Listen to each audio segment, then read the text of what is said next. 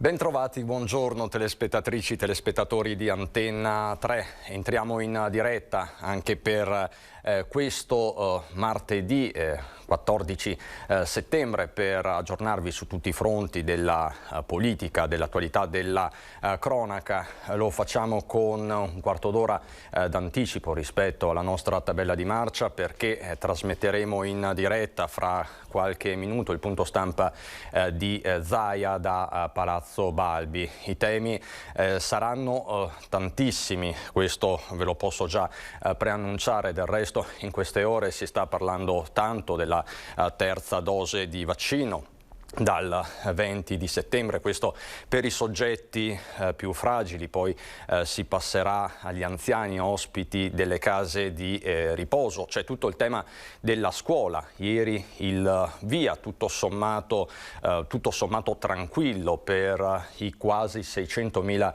studenti del Veneto, dall'asilo alle scuole superiori. Un ingresso, un rientro a scuola monitorato e contrassegnato da alcune polemiche sul fronte del Green Pass richiesto agli insegnanti e un po' a tutti gli operatori scolastici, compresi poi i genitori, che nella maggior parte dei casi sono rimasti fuori nei cortili. Anche questo vi abbiamo raccontato nelle precedenti edizioni. C'è poi il tema del Prosec e questo nuovo fronte che si apre a livello europeo. Tutti i temi che metteremo come sempre in ordine nel corso di questa diretta, aggiornandovi minuto dopo minuto. Ma io direi di partire dagli aggiornamenti sul fronte della cronaca, perché sono come sempre tanti, e inizierei da una conferenza stampa che è in corso a Pordenone e che riguarda alcuni arresti che sono stati effettuati dalla polizia in collaborazione con i colleghi delle squadre mobili di Venezia, Rovigo e Treviso. Cos'è successo? Dalle prime ore della mattinata agenti della questura di Pordenone stanno eseguendo 3 ordinanze di custodia cautelare nei confronti di altrettante persone tra Friuli Venezia Giulia e Veneto, ritenute responsabili di una rapina in villa compiuta proprio a Pordenone la sera dell'8 febbraio scorso. Fu un episodio particolarmente violento ai danni di un'anziana imprenditrice come suo marito, molto noti nella zona, in tutta la provincia. Le operazioni sono state condotte, come vi dicevo, dalla squadra mobile di Pordenone in collaborazione con i colleghi di Venezia, Rovigo e Treviso. Tra gli arrestati ci sono un 78enne di Pordenone, poi un uomo della Sardegna ma residente ad Adria nel Polesine, e poi un 50enne di Tiene in provincia di Vicenza ma residente negli ultimi tempi a Cordenons, sempre nel Pordenonese. È agli arresti domiciliari anche un 37enne sempre di Pordenone.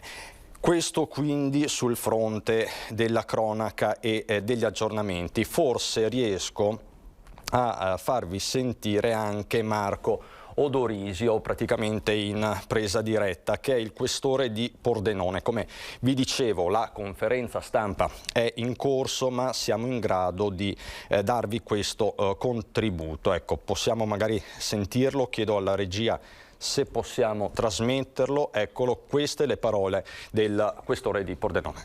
Era doveroso, questa mattina alle 7 ho chiamato la signora Lida e il marito Carlo per testimoniarle la vicinanza e soprattutto la risposta che dovevamo, come è stato, alla signora, che vedo un reato odiosissimo, ai familiari, quindi al marito e alle figlie, e anche a tutta la comunità pordenonese, per il rispetto e per essere a servizio proprio di quelle persone che quotidianamente si alzano, vanno a lavorare onestamente e contribuiscono al bene comune, al bene di tutta la collettività. La reazione? È stato un momento, guardi, di commozione reciproca, di soddisfazione, però ripeto, queste sono ferite indelebili che poi ci vuole tempo affinché passino, si cicatrizzino e se anche cicatrizzate comunque permangono nell'intimo di chi le ha subite. Ecco, ringrazio davvero la collega Lina Paronetto per questo contributo. Il questore di Pordenone, che avete sentito, spiega l'emozione dei familiari delle vittime nell'apprendere di questi arresti, la rapina in villa particolarmente feroce nel febbraio scorso. Questi quindi gli aggiornamenti, ma ritorniamo in Veneto per una tragedia che si è registrata ieri sera a Rovolon. Siamo nel Padovano, dove è morto un agricoltore durante dei lavori nella sua azienda agricola. Abbiamo il contributo dalla nostra redazione di Padova. È rimasto schiacciato dalla Mieti Trebbia mentre stava svolgendo delle manutenzioni. A nulla sono valsi soccorsi tempestivi per un 71enne di Rovolon deceduto all'interno della sua azienda agricola di Camarchesane a Bastia. La vittima è Roberto Ramin. L'agricoltore stava eseguendo dei lavori di manutenzione su una Mieti Trebbia. Un elemento della macchina si è mosso e l'uomo è rimasto schiacciato. Sul posto sono intervenuti i pompieri con l'autogru che hanno sollevato parte del macchinario per estrarre il 71enne, ma le sue condizioni erano troppo gravi. I medici del SUEM giunti sul luogo della tragedia non hanno potuto fare nulla. Carabinieri e Spisa hanno fatto partire le indagini per chiarire la dinamica dell'incidente.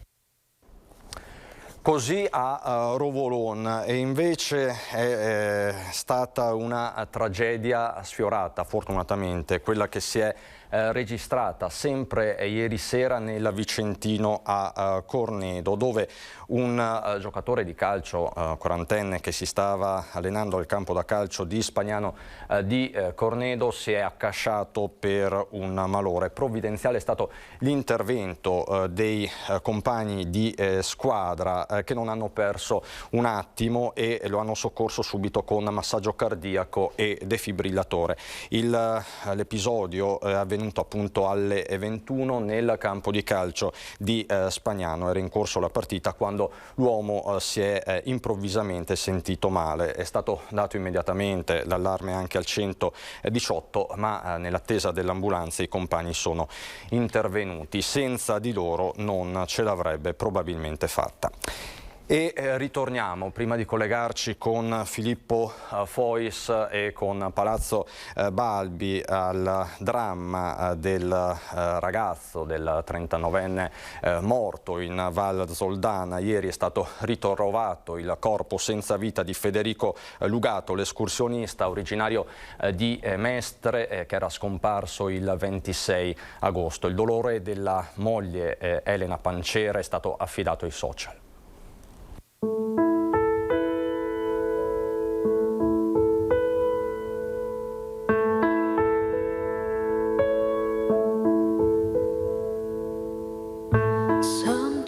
Hanno trovato Federico, ce la faremo in qualche modo, anche grazie a voi. Lo scrive in una story sul proprio profilo Instagram Elena Pancera, moglie di Federico Lugato. L'escursionista trovato morto oggi dopo 18 giorni in Val Zoldana, un dramma che ha mobilitato un intero comprensorio. Il ritrovamento verso mezzogiorno nella zona in cui si erano concentrate le ricerche nel gruppo del San Sebastiano. Sono stati cani molecolari a fiutare le tracce che hanno portato tra Pian delle Mandre e il Col de Michiel. L'hanno trovato vicino fondamentalmente a dove lui aveva indicato di andare, quindi tra la biforcazione di due sentieri, peraltro nemmeno troppo lontano. Probabilmente le ricerche infruttuose, anche perché di fatto pare che sia stato trovato sotto un mugo. Noi lo chiamiamo barance, è un pino, un mugo che praticamente copre completamente ciò che ha sotto, quindi in superfici molto ampie. Per trovare la persona bisogna proprio cascarci sopra. Fin da subito erano stati mobilitati una settantina di operatori tra soccorso alpino, guardia di finanza, vigili del fuoco, protezione civile, più altri volontari privati, compresi amici e conoscenti, che hanno risposto agli appelli social della moglie Elena, convinta in un primo momento che Federico fosse vivo in attesa di essere trovato. Una settimana fa le ricerche erano state sospese, restavano in loco alcuni operatori professionali e proprio nelle scorse ore era previsto un nuovo vertice in prefettura Belluno per fare il punto della situazione. Sarà con ogni probabilità un'autopsia a chiarire come e da quanto tempo Federico avesse perso la vita. Alla moglie Elena l'abbraccio della Valle di Zoldo. Credo che per lei perlomeno ora ci sia un punto fermo dal quale poter in qualche modo ripartire. L'incertezza del proprio marito, insomma, che non si trova, credo che sia frustrante, dolorosa. La Valle è sotto shock, naturalmente questo è un epilogo tragico che un po' si poteva anche immaginare, però quando te lo dicono lascia tutti sgomenti. La speranza quindi delle prime ore, dei primi giorni, coltivata soprattutto dalla moglie Elena Panciera, che si è battuta come una leonessa fino alla fine, si è infranta contro la realtà, e questo ritrovamento nella zona peraltro battuta dai soccorritori. E siamo in attesa sempre di collegarci con Venezia, con Palazzo Balbi, per l'aggiornamento del governatore Zaia. In mattinata si è riunita la giunta regionale come sempre di martedì, ma ci sono tanti temi in ballo. Tra l'altro nel pomeriggio alle 14 è convocato a Palazzo Ferrofini il Consiglio regionale del Veneto, tanti anche qui i temi sul tavolo, ma ci collegheremo con alcuni consiglieri regionali per fare il punto. Tra i temi, come vi dicevo in apertura, ci sarà sicuramente quello della terza dose che ieri è stata annunciata praticamente in simultanea da Luca Zaia e Figliuolo, il generale Figliuolo, li vedete, e parte di fatto il conto alla rovescia per l'avvio delle somministrazioni di questa terza dose. Si inizierà a vaccinare dal 20 di settembre, si comincia dai soggetti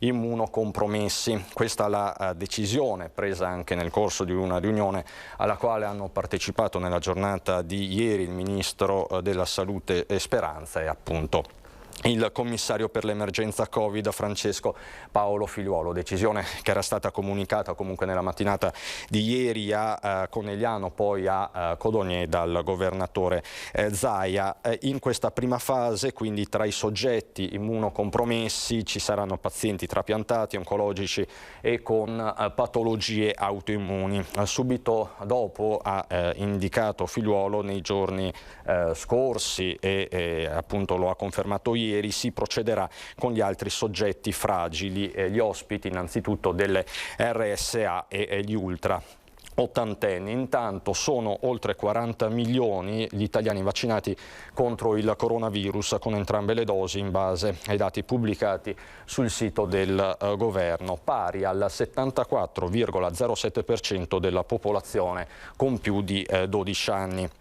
Quindi siamo vicini a quella che viene definita l'immunità di comunità. Poi sapete che il dibattito è aperto sulla percentuale, perché c'è chi dice che bisogna arrivare perlomeno al 90% per stare tranquilli. Da qui i temi connessi dell'estensione dell'obbligo di Green Pass, con l'annuncio delle scorse ore del ministro Giorgetti. Si andrà in questa direzione probabilmente già nella prima parte di ottobre. Si darà quindi il tempo ai lavoratori, soprattutto dei ristoranti, dei bar, delle palestre, di procedere con la vaccinazione per chi appunto non lo avesse fatto. Questo quindi il tema nel giorno in cui in diverse scuole del Veneto sono iniziati i tamponi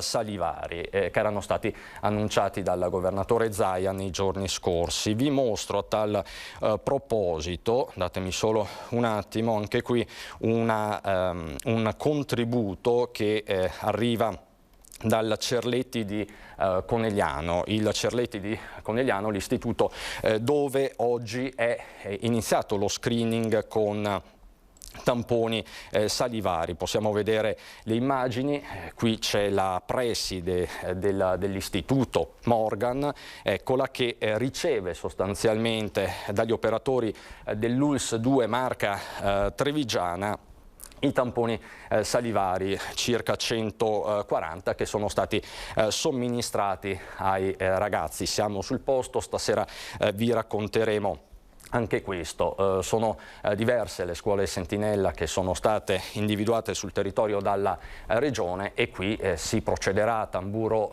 battente nelle prossime settimane per monitorare l'evoluzione del virus nelle scuole, perché questo è uno dei temi centrali. È inutile appunto ribadirlo, e lo sarà soprattutto nel mese di ottobre, quando appunto i ragazzi avranno già sulle spalle qualche settimana di vita in classe al 100%, perché il rientro è stato totale in presenza e questo era appunto l'obiettivo, è stato l'obiettivo di tutti. Ma vedo pronto, adesso lo vedo, pronto, collegato da Palazzo Balbi con Sandro Ponchio, il nostro Filippo Fois. Filippo, a te la linea.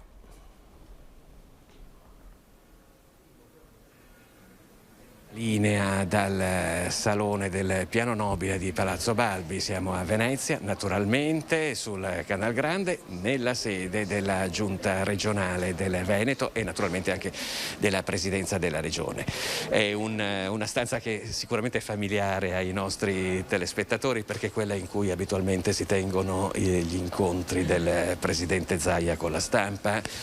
Ultimamente, naturalmente da un paio d'anni, il secondo luogo dopo quello della protezione civile a Marghera, ma insomma qui siamo proprio nel luogo deputato e anche la sede nella quale si svolgono le riunioni di giunta.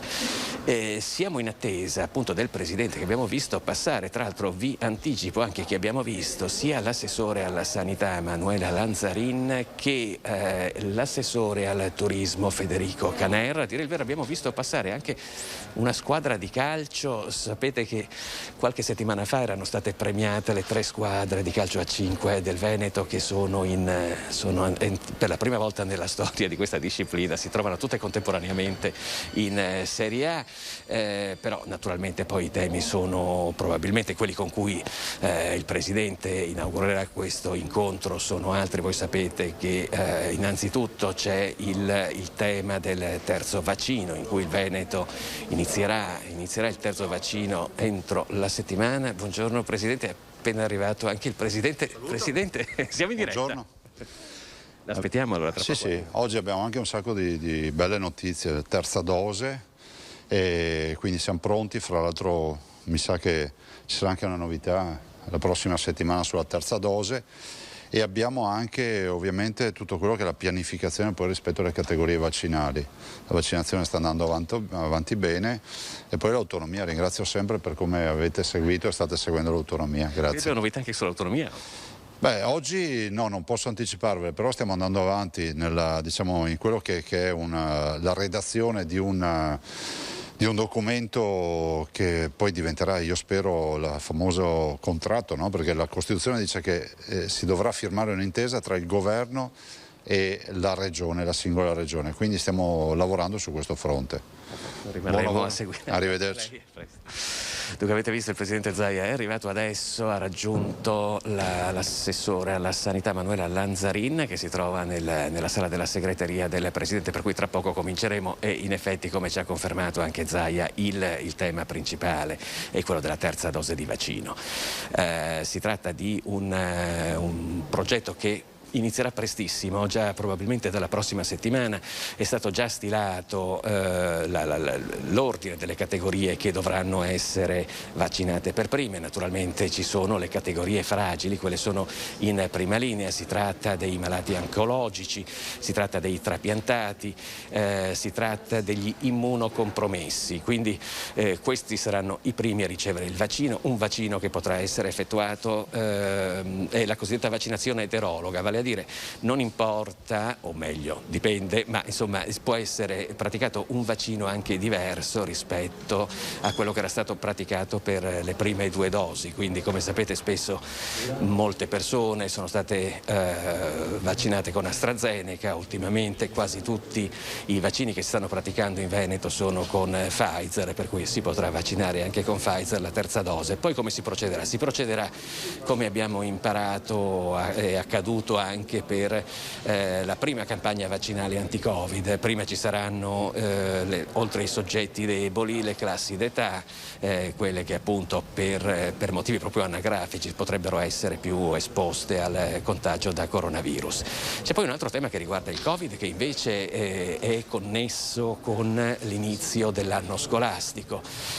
Sapete che la scuola ha ripreso in presenza, ieri è stato lo squillo della prima campanella per tanti alunni, tutti gli alunni del Veneto. Ci sono delle scuole cosiddette sentinella, vale a dire delle scuole che sono state scelte perché rispondono a determinate caratteristiche che ne fanno un punto di osservazione privilegiato per certi versi su quello che è l'evoluzione del contagio in Veneto. Ebbene, queste scuole sentinella saranno tenute sotto uno stretto monitoraggio anche attraverso la praticazione di test salivari. Per esempio a Venezia, ve lo dico visto che siamo qua, ci sono due scuole piuttosto grosse, una Spinea e un istituto superiore che comprende diversi licei a Milano, dove l'azienda sanitaria Ulstra e Serenissima ha già presentato ieri un'unità mobile che si sposterà periodicamente di fronte a questi istituti per poter quindi praticare questi test anti-Covid. Per il resto, naturalmente per la scuola rimangono aperte tutte quelle precauzioni che avevamo già visto nell'anno scolastico in cui si era tornati per un breve periodo in presenza. Il primo giorno si è svolto veramente senza intoppi, per cui insomma diciamo che le cose stanno andando, almeno incrociando le dita, nel verso che ci si aspettava. Poi c'è anche un'altra questione che è veramente scoppiata qualche ora fa e riguarda invece un vino che viene prodotto in Croazia, che si chiama Prosek, vale a dire un nome che è veramente molto simile a quello che conosciamo tutti, il Prosecco, che è un'eccellenza della nostra regione, che viene prodotto tra l'altro in un territorio che è stato dichiarato recentemente patrimonio dell'UNESCO. Naturalmente non ha fatto molto piacere qui in Veneto che da parte dei produttori del Prosecco venisse chiesta una tutela del marchio, perché ovviamente il nome è molto simile a un altro prodotto, che è quello nostro, che è quello di cui la Regione Veneto reclama giustamente la paternità, per cui io credo che forse anche su questo tema avremo delle novità o comunque delle prese di posizione da parte della Regione quando tra pochi istanti il Presidente Zaia prenderà la parola. Adesso avete visto che si sono anche posizionati, e io prima vi avevo anticipato che avevamo visto entrando qui a Palazzo Balbi dei giocatori, io dico impropriamente di calcio, ma credo che sia una variante a 5 che purtroppo mi sfugge, perdonerete la mia scarsa conoscenza sportiva in questo caso. Abbiamo visto anche uno scudetto cucito sulle maglie, per cui probabilmente ci sarà da celebrare qualche altro bel successo sportivo del Veneto anche in questa circostanza. Avevamo visto anche l'assessore Caner, che però in questo momento probabilmente ha raggiunto Zaia, perché tra poco siamo veramente agli sgoccioli e stiamo per cominciare il collegamento. Stavamo parlando appunto della polemica che adesso si è accesa per la richiesta di tutela del marchio Prosek da parte della Croazia, e questo probabilmente potrebbe essere un altro tema caldo di questo, assieme poi naturalmente a quel processo verso l'autonomia che il Presidente Zaia poco fa l'abbiamo intercettato in diretta mentre raggiungeva gli altri assessori poco prima di venire qui per il punto stampa, un processo che si era obbligatoriamente fermato a causa della pandemia, per cui insomma per circa due anni il Covid ha preso il sopravvento su qualsiasi attività non solo della Regione Veneto ma anche del governo italiano, così come è accaduto sostanzialmente in tutto il mondo, bloccando un processo che stava finalmente arrivando, almeno per quello che era anche l'opinione di diversi osservatori, stava finalmente arrivando a un punto di svolta. Oggi ci sono ancora dei problemi legati alla pandemia, dei problemi sanitari, ci sono i problemi economici che l'arrivo del coronavirus ha provocato nella nostra regione e nel nostro paese, per cui i temi non mancano, ma c'è naturalmente anche lo spazio per potersi occupare di questa importantissima riforma amministrativa che oramai oramai sono passati anni da quando si è celebrato il referendum col quale in larghissima maggioranza i veneti hanno espresso la loro opinione, quindi una contrattazione tra lo Stato e la Regione Veneto che porti al passaggio di più di 20 competenze dal governo centrale al governo regionale. Si tratta di una possibilità che è prevista dalla nostra Costituzione, che però non era mai stata, a parte le regioni a statuto speciale, chiesta da una regione a statuto ordinario. Diciamo, il Veneto è stato un po' l'apripista assieme alla Lombardia e anche all'Emilia Romagna, dove però non si era celebrato il referendum in questo campo, essendo una prima volta. Naturalmente si sono incontrate anche parecchie resistenze, era un percorso ed è un percorso che fino ad oggi non aveva compiuto nessuno e che per cui probabilmente ha incontrato non solo delle resistenze ma anche degli inceppi di ordine burocratico, trattandosi di qualche cosa che era totalmente inedita, che però, come vi abbiamo raccontato anche nel corso delle nostre trasmissioni e nel corso dei nostri telegiornali, seppur faticosamente era riuscito ed è riuscito oramai ad arrivare vicino a un punto di svolta. Lo stesso Presidente Zaia aveva sottolineato, e questo è un punto veramente da sottolineare, come il dibattito sull'autonomia prima non fosse sicuramente una delle prime voci nei dibattiti della politica nazionale italiana. Ebbene, da circa un paio d'anni, da quando si è celebrato il referendum in Veneto, è diventata una delle prime voci e lo testimoniano non solo l'attività del governo in questo senso, ma anche le reazioni che a catena, partendo da Veneto e Lombardia, poi hanno iniziato a coinvolgere anche tutte le altre regioni italiane, arrivando fino alla Campania e alla Calabria, e questo significa che oramai quell'esaltazione delle autonomie locali, che è prevista dalla nostra Carta Costituzionale, quindi dal 1946, potrebbe essere finalmente arrivata ad una svolta.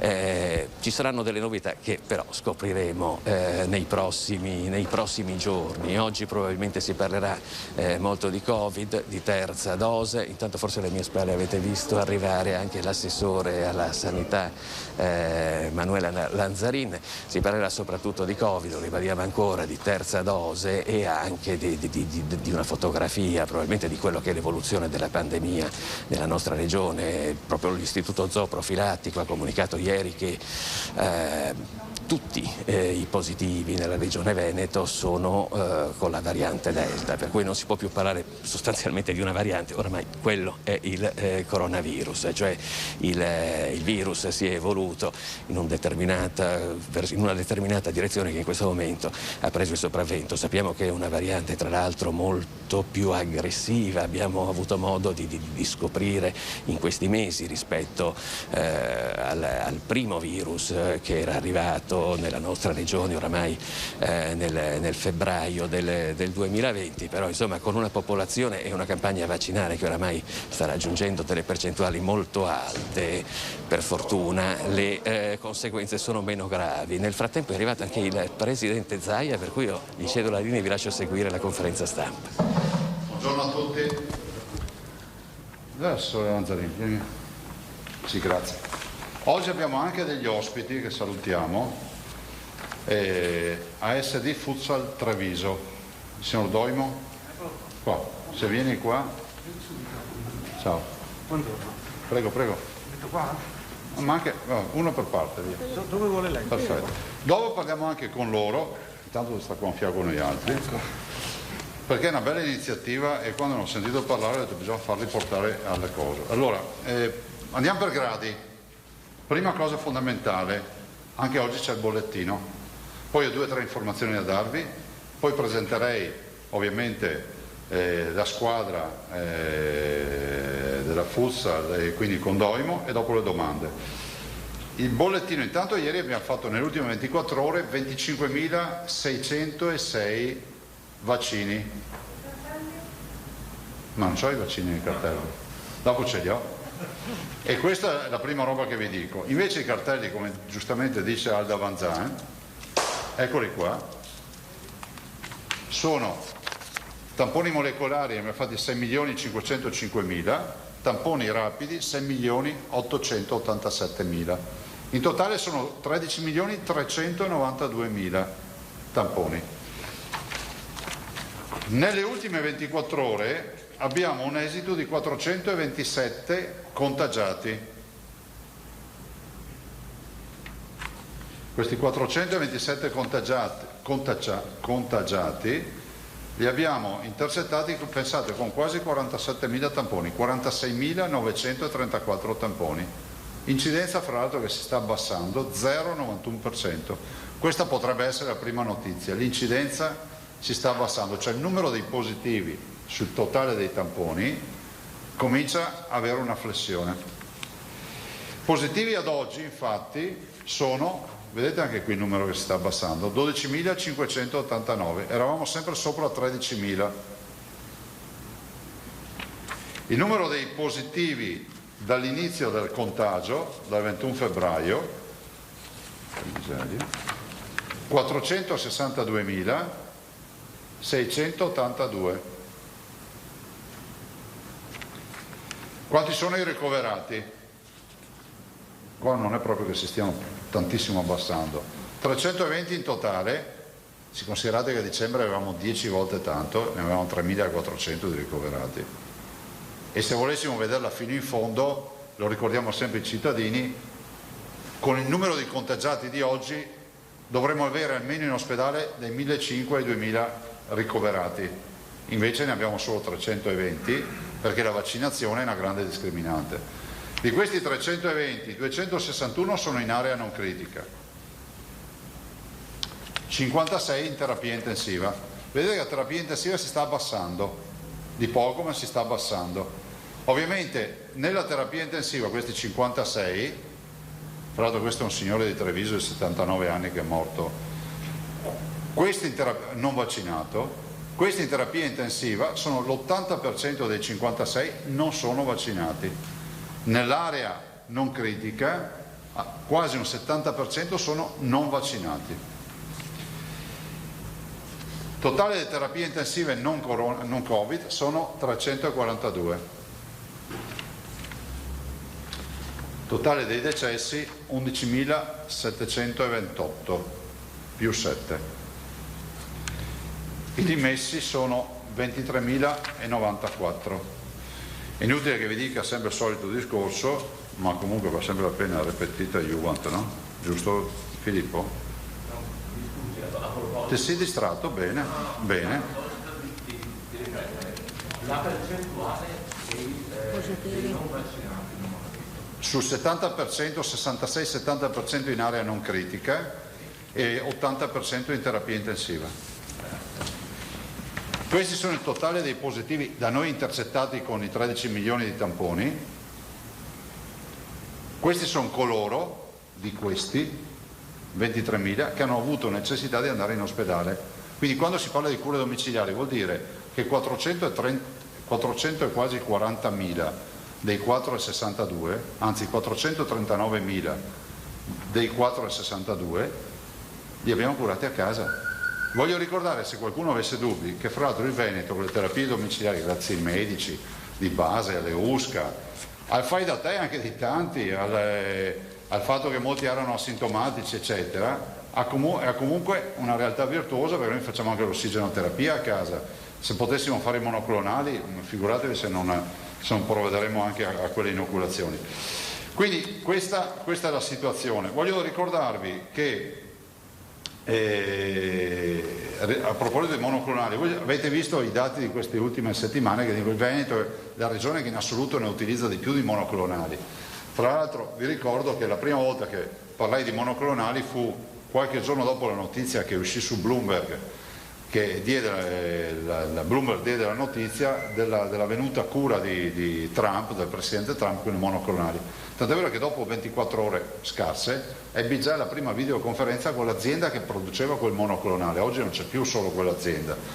E i monoclonali funzionano, devono essere somministrati entro 5 giorni dalla comparsa dei sintomi. In Italia, se prima c'era una sorta di vincolo a favore degli over 65, cioè con più di 65 anni tu comunque il monoclonale lo potevi fare, a prescindere, e per le altre categorie ci volevano comorbidità, ad esempio un diabetico con meno di 65 anni era comunque un candidato al monoclonale. Oggi l'accesso è libero, tanto è vero, abbiamo intenzione di far mutuare un'esperienza che ha fatto l'ULS-2 di Benazzi, gli va dato merito di questo, non so se altre US lo hanno fatto, ma Benazzi me l'ha segnalato, perché il monoclonale ha un problema, l'ingaggio del paziente. Cioè nel momento in cui tu hai il raffreddore, non è che uno ti chiama e ti dice scusa, guarda che se vuoi vai in ospedale, ti fanno l'endovena e ti introducono gli anticorpi e finisce lì, fra l'altro con esiti assolutamente positivi. Allora cosa facciamo adesso? L'US-2 lo fa e chiederemo al dottor a tutti gli altri direttori di mutuare questa virtuosità. Nell'esito del tampone, nell'esito positivo, c'è scritto lei può sottoporsi potrebbe sottoporsi alla cura, alla terapia con il farmaco, con l'anticorpo monoclonale, contatti velocemente questo numero per avere informazioni. Quindi questo è un ulteriore elemento per cercare di ingaggiare e di informare, scusatemi, i pazienti, poi i pazienti decideranno. Però insomma penso che ormai di letteratura sui monoclonali ce n'è, perché poi se ci pensate, siamo partiti anche qui, leggo nei social qualche premio Nobel della medicina che dice Zaia ci ha preso in giro con la banca del plasma. La banca del plasma esiste, pensate che gli antichi veneziani, poi pubblicheremo questa storia, inoculavano, estraevano il pus dall'infetto e facevano una sorta di vaccino, no? Nel senso che inoculavano la malattia sperando che la produzione anticorpale fosse tale per cui uno potesse già immunizzarsi. Allora, la banca del plasma sostanzialmente dice chi ha gli anticorpi glieli presta, anzi glieli dona a chi non ce li ha, e quindi è una terapia che si fa in ospedale. Dottoressa De Silvestro, siamo stati i primi ad ideare la banca del plasma, viene ancora somministrato il plasma, ne approfitto per ricordarlo, però è altrettanto vero che poi c'è stata un'evoluzione in questi mesi. L'anticorpo monoclonale è l'evoluzione, ovvero è l'inoculazione direttamente di anticorpi di sintesi nei pazienti, quindi non è che abbiamo abbandonato il plasma, diciamo che all'aspirina, poi oltre all'aspirina è arrivato anche qualcos'altro di più efficace per il mal di testa, no? Mettiamola così, ma nessuno ha dimenticato le terapie di base. I nostri medici possono chiedere di somministrare plasma, monoclonali o antivirali o quello che ritengono di somministrare. Ecco, ricordo sempre che i nostri medici, parlo di medici di base in particolar modo, possono utilizzare tutti i farmaci del prontuario, cioè tutti i farmaci che si trovano in commercio. Addirittura li possono utilizzare anche off-label. Cosa vuol dire? Che non è vero che se uno vuole utilizzare l'aspirina per il mal di piedi non lo può utilizzare sì, però deve dichiarare col consenso informato che sta utilizzando un farmaco autorizzato per una patologia, lo sta utilizzando per un'altra. Avete visto ad esempio il dibattito sull'invermectina, no? Che è un vermifugo. Uno off-label, cioè può decidere anche di utilizzarla. Quindi è abbastanza anacronistico sentire medici che si lamentano di non poterlo utilizzare quando lo possono fare. E nessuno può imporre ai medici un protocollo di cura, questo deve essere chiaro. Il medico in scienza e coscienza fa quello che pensa sia la miglior cura per il proprio paziente, anche perché tutto si basa sul fatto che il medico conosce il paziente, no? Al di là del prontuario. Quindi questo semplicemente è mettere in fila le cose.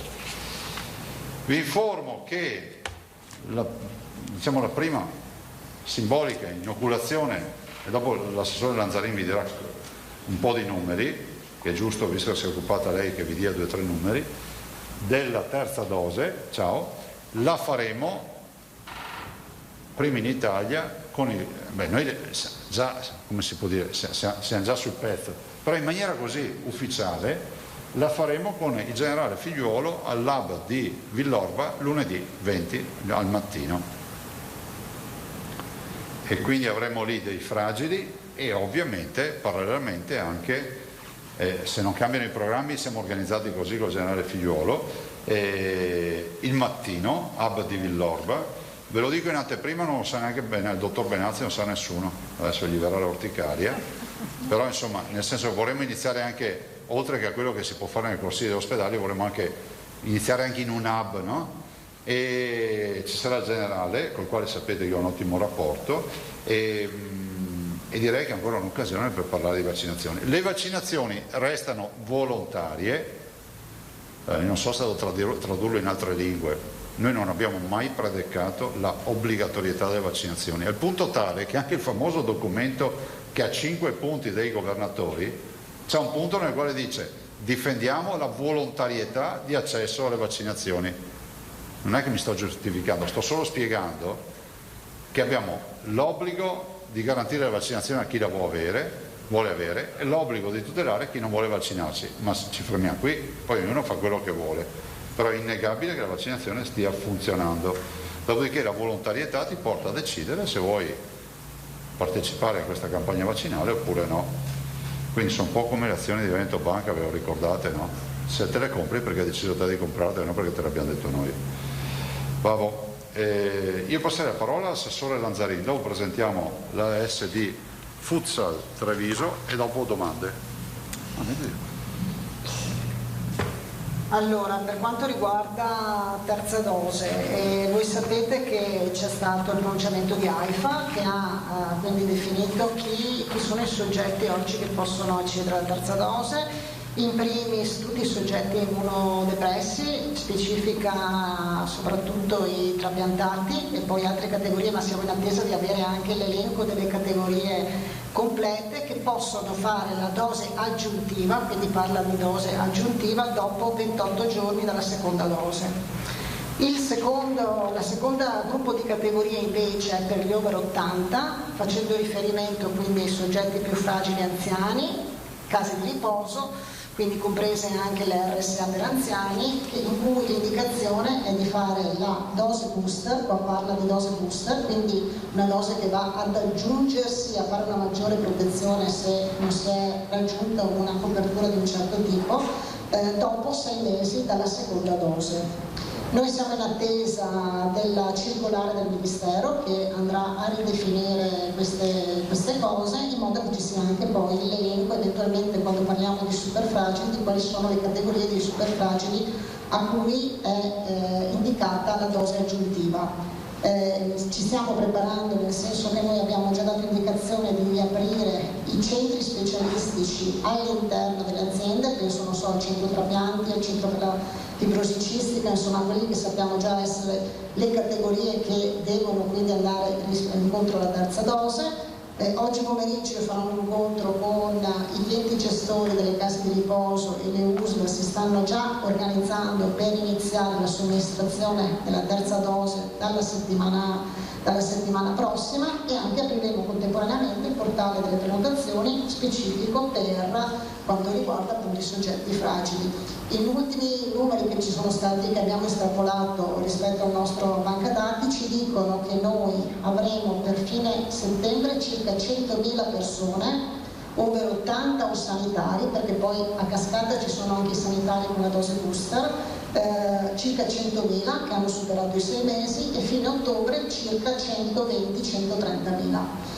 Aspettiamo la circolare, ma intanto stiamo già preparando la macchina per sia nei centri specialistici sia poi all'interno delle case di riposo con le USC, insomma i direttori generali si stanno organizzando, e poi nei nostri centri vaccinali per tutti il resto delle persone che possono accedere quindi alla terza dose.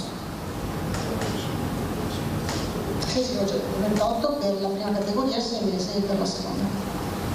È una bella sfida anche perché a questo si somma l'antinfluenzale. Con l'antinfluenzale, sì, allora noi abbiamo fatto anche una richiesta specifica, non abbiamo ancora avuto risposta se è possibile fare in contemporanea l'antinfluenzale. Sembrerebbe insomma che non ci sono pronunciamenti oggi in questa direzione, però abbiamo fatto una richiesta specifica ad AIFA e all'Istituto Superiore di Sanità, quindi aspettiamo la risposta. È chiaro che se dobbiamo farlo in 2 momenti distinti, prima iniziamo a immunizzare gli over 80, poi riusciamo insomma nel mese successivo, quindi per novembre, a immunizzare sempre questi soggetti fragili con l'antinfluenzale. Non so, perché ho letto la storia dell'eterologa. Ah no, mi sono dimenticata di dire che si fa l'eterologa, esattamente, nel senso la terza dose è eterologa, nel senso che se uno ha fatto AstraZeneca fa allora terza dose solo con vaccino RNA, quindi non con le altre tipologie di vaccini. Se uno ha fatto la prima dose con il vaccino, insomma, con AstraZeneca o con Johnson & Johnson, fa quindi Pfizer o Moderna terza dose. Se non riesce a fare uno che ha fatto il vaccino con Pfizer o con Moderna e non è disponibile in quel momento Pfizer o Moderna, può fare la terza dose anche dell'altro vaccino. Cioè, se uno ha fatto la vaccinazione come la sottoscritta, che però non è uno dei soggetti sono oggi che sono inclusi con Pfizer, e dovesse esserci la terza dose anche per la sottoscritta, io quindi mi prenoto per fare la terza dose, potrei fare, se non c'è Pfizer, anche Moderna. Sempre nell'RNA, RNA messaggero. È importante dirlo ai cittadini perché vuol dire che adesso tutta la vaccinazione avviene in questo senso. Dopodiché io penso sinceramente che deve essere garantito, chi lo chiedesse, anche la continuità vaccinale, no? Nel senso che un vettore virale, quindi parlo di Johnson & Johnson piuttosto che di AstraZeneca, che volesse avere la conferma di quel vaccino, però questo è da chiedere al CTS e AIFA, e sarà un quesito che porremo. Però prima di passare alle domande, ringrazio l'assessore Lanzarini, vorrei presentare i campioni d'Italia, che non è un caso che la medaglia pesa al collo. È una bella iniziativa, il signore Stefano Doimo, e stiamo parlando dell'Associazione Sportiva Dilettantistica Futsal Treviso, fondata nel 2016 e ha sede a Montebelluna, il presidente Stefano Doimo, ed è l'unica realtà di calcio a 5 per ipovedenti. Sono diventati campioni, esistenti in Veneto ovviamente, sono diventati campioni d'Italia, hanno vinto la Coppa Italia di categoria. E niente, noi volevamo ospitarli perché questa fra l'altro è una disciplina, leggevo, nata nel 1930, giusto? Se non se non ricordo male. Ci sono anche i campioni e quindi magari li facciamo chiamare direttamente dal presidente Doimo. Comunque gli atleti sono qui, sono Cosaro. Se venite qui, grazie. Dobranovic, Comito, e poi un altro atleta è Sfoggia, ovviamente scusate dico solo il cognome per far più veloce. Poi invitiamo anche il segretario Babbo Giada e Doimo Riccardo. Ma magari venite da questa parte, grazie. E Giacon Giovanni Battista, l'allenatore, c'è Kim Barbara, dirigente, Fantinato Arianna, dirigente, e poi tra gli accompagnatori Comito Valentina, Tessaro Martina e la Lasica. Prego. Prego, 2 parole, Doimo. Anzitutto grazie, buongiorno a tutti, mi scuserete se non ho la dimestichezza del presidente Zaia con lo strumento mediatico, ok, perfetto, grazie. No, allora... No. Eccola, vedete che lui ha più... Ok, mi preme anche portare i saluti del resto della squadra che purtroppo non è potuto essere qui oggi con noi perché questa è una realtà piccola e quindi atleti, dirigenti, tutta gente che purtroppo, per fortuna, direi purtroppo in queste occasioni lavora e quindi non sempre riusciamo ad essere al completo. È una realtà piccola, però è una realtà orgogliosa, lo dimostra lo scudetto che abbiamo al petto. Abbiamo difeso, permettetemi di ripetere con orgoglio, il Veneto a Bergamo quando siamo andati a giugno a vincere questo scudetto, che nasce però da tanti sacrifici, da 5 anni di duro lavoro da parte della società, di duri allenamenti da parte dei giocatori che ci hanno sempre creduto anche nei momenti difficili. E alla fine abbiamo dimostrato, o speriamo di aver dimostrato, che il modello del lavoro, della dedizione ha pagato.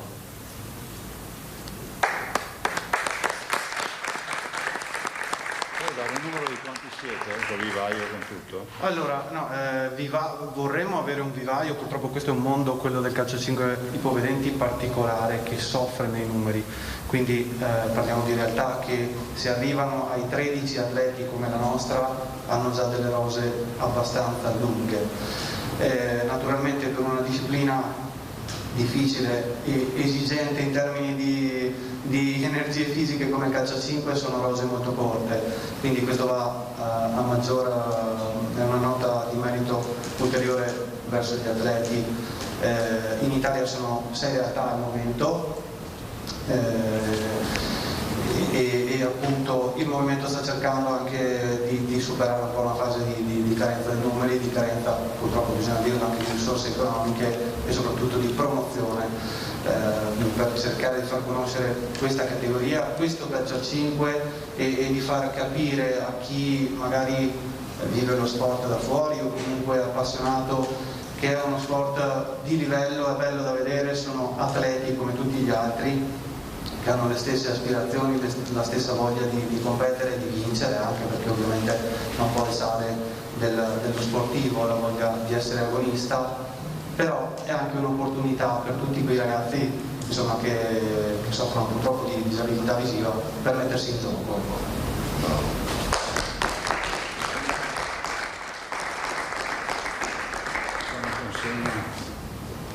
C'è una bandiera ufficiale. Grazie.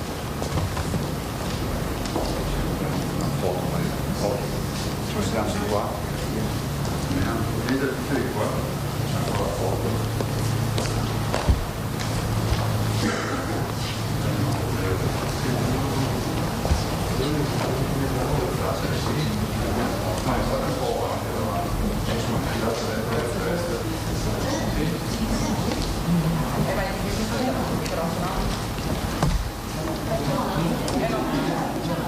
Ragazzi, voi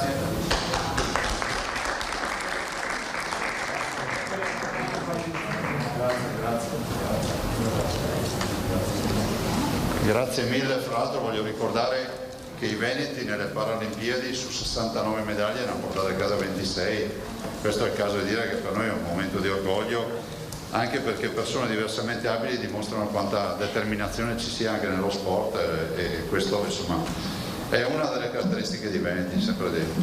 Diciamo che noi non gareggiamo per partecipare, ecco, mettiamola così. Bene, se avete domande, prego. Alda Lanzani. Filippo, ti ha ceduto la parola Alda. No, Alda, ci mancherebbe. Buongiorno Presidente, buongiorno a tutti. Un chiarimento sui numeri che ha dato prima del bollettino. Lei diceva con questi numeri, con i numeri di oggi, dovremmo avere, e non ho capito quanti ricoverati. Su 1.500 e 2.000. Al posto di 320. Sì, perché dice lei che la vaccinazione funziona? Sì, è innegabile questo. Va bene, l'altra cosa invece sulla terza dose, giusto per dare dei chiarimenti tecnici alle persone.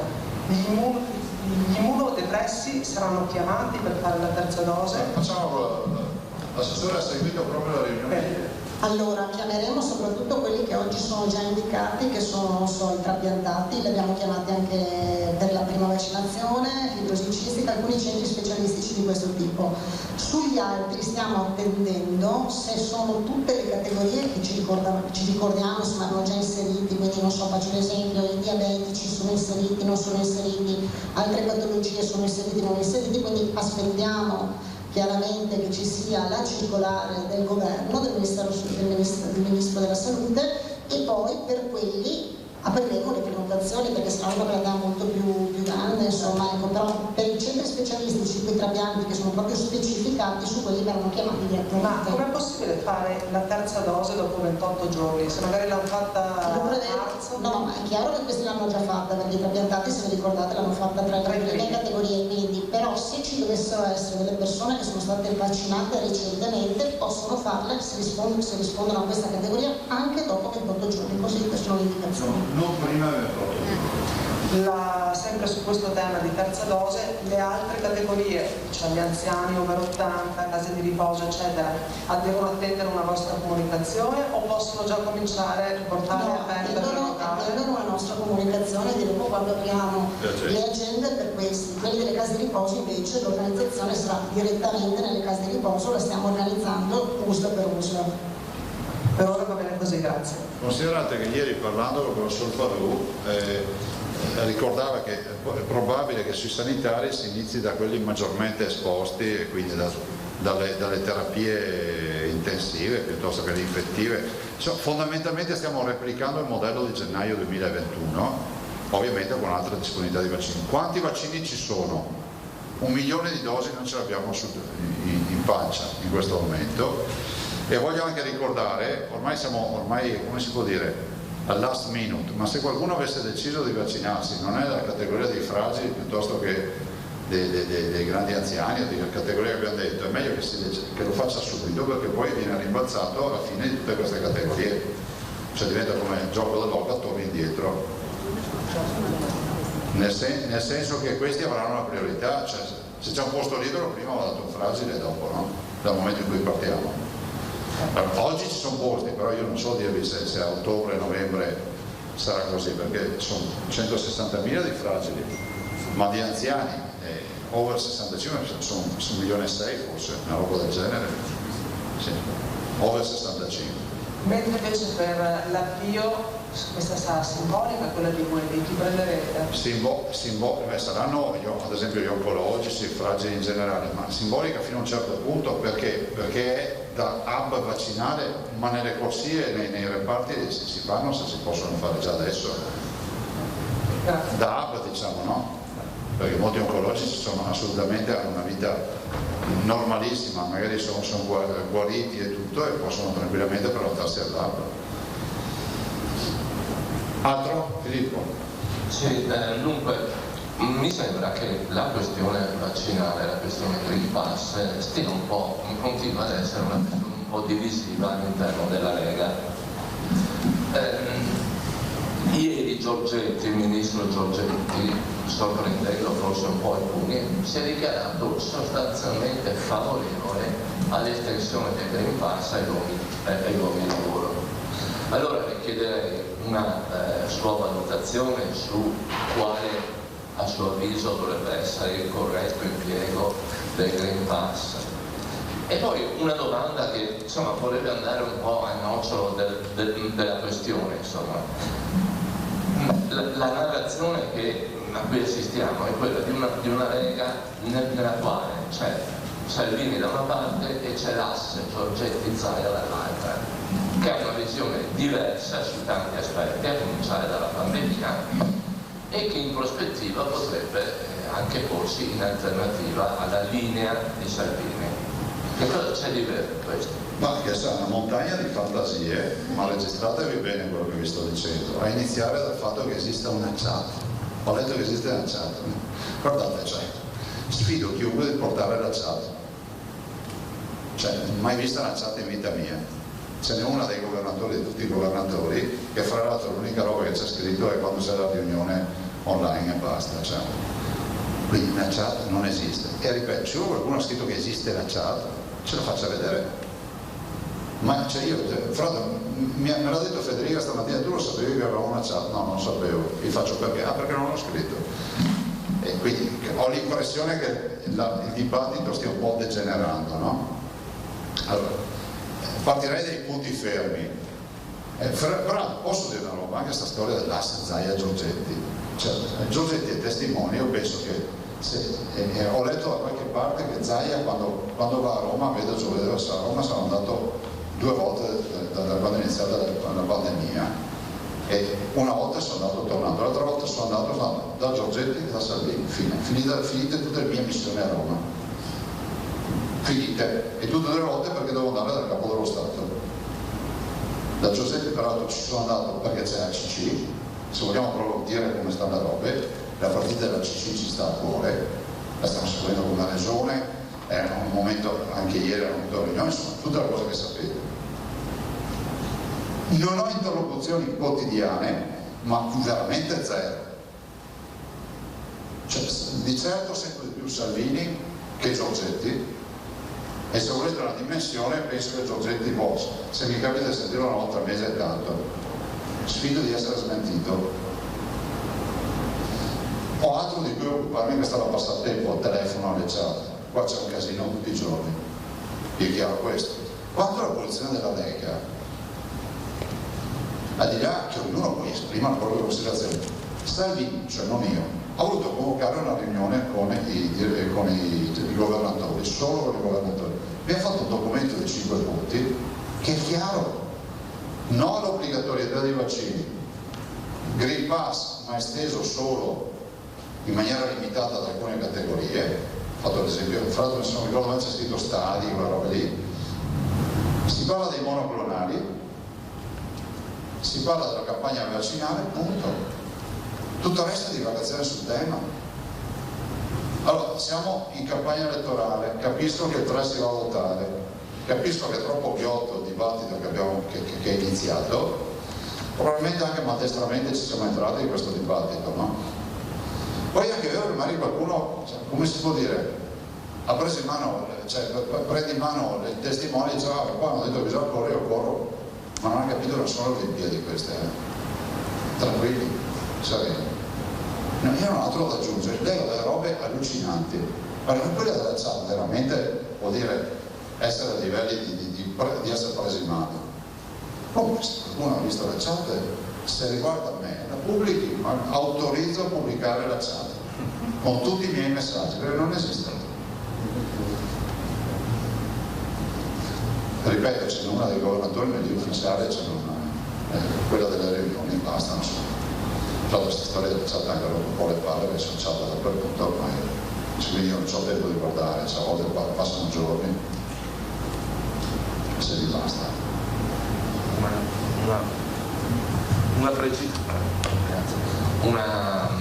Un'osservazione, un dettaglio. Prego. Secondo lei il risultato delle amministrative nelle grandi città come dire, potrebbe porre un problema di verifica della linea di Salvini, no, di confronto? No. Non è in discussione la leadership di Salvini, questo è poco ma sicuro. Perché poi noi siamo in prima fila, cioè è innegabile che i governatori, unica volta nella storia, si ritrovano a gestire il tema della sanità durante una pandemia. Cioè, mi sembra logica questa storia, no? Aggiungo anche che noi saremo, fra l'altro, invece di perderci tanto in questo dibattito, Salvini sarà più il sabato, domenica e lunedì. Domenica e lunedì andremo a fare campagna per le comunali, io dove posso ci vado, ad esempio sarò a Chioggia, ho visto Chioggia, cosa ho visto?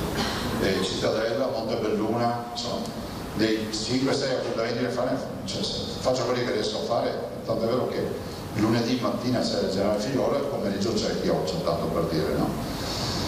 Quindi, questa è l'assoluta verità, mi conoscete, cioè, se ho qualcosa da dire ve lo dico, questa è la verità. Vedere il dibattito sul fatto che il Green Pass non Green Pass, dopodiché tu mi hai fatto una domanda, l'estensione, io mi fermo a quel documento, dopodiché politicamente estendono di più o di meno, sarà Salvini che dal punto di vista politico dirà ai nostri ministri fermatevi lì, state un metro più indietro. Dall'altra parte abbiamo gli inglesi che sembra che abbiano risolto tutti i problemi. Io glielo auguro e me lo auguro, però sono gli stessi che predicavano l'immunità di gregge a febbraio 2020, abbiamo visto cosa hanno fatto. Sono gli stessi che avevano risolto i problemi, si sono fatti 5 mesi di lockdown nel novembre e dicembre, nell'autunno, nell'autunno-inverno 2020-2021. Tutti se lo sono dimenticati, ma mentre noi andavamo per le strade, avevamo tutto aperto, loro sono stati 5 mesi di lockdown. Quindi adesso è ovvio che è una sperimentazione non da poco, è interessante dal punto di vista scientifico capire il tutto aperto. Io tifo perché funzioni, così ci liberiamo di sta rogna e chissà che si torni la pace sociale. Però senti, queste sono decisioni degli scienziati e non nostre, anche se qualcuno non ha capito. Ma se arriva un video di 7 minuti, anche ieri, 7 minuti, cominciano a diventare come se parole impegnative. Cioè, scusi? Non so, un video? 7 minuti sto video. Solito? Minacce? Beh, per forza. In 7 minuti? Cioè, noi abbiamo la colpa grave di aver organizzato la campagna vaccinale, gli ospedali, cioè, non so cosa devo fare. Vabbè. Era riconducibile, non è memorizzato? Sono la solita procedura. A me non mi sembra niente. Va bene, andiamo avanti, dai. No, mi scusi se ne ancora. Su questo video ha sollecitato. No, basta, finisce lì, no, scusami, perdonami, finisce lì, ho già detto troppo, anzi mi è scappata del È scappato. È stato denunciato in altre. Sì, penso che gli uffici procedano sempre a segnalare, cioè, lo fanno l'ufficio ormai. Grazie. Però capite, noi abbiamo bisogno anche un po' di serenità. E quindi l'appello che faccio io un po' a tutti quelli che hanno parte in questa avventura, che stiano da una parte della barricata o dall'altra. È giusto che tutti possano manifestare, dire quello che vogliono, ma ci mancherebbe. Però cerchiamo di tornare un po' dentro il binario, soprattutto chi ha responsabilità. E capite, se sul palco va una persona che non sa nulla, può dire anche qualche cazzata, ma se ci va un professionista, capite che il peso delle parole è tutt'altro, no? E ormai hanno preso anche le punteggiature nei discorsi. Vabbè, avete altro da chiederci? Se no noi chiuderemo. Grazie, buona giornata a tutti e grazie ancora alla squadra, ai nostri campioni. Grazie.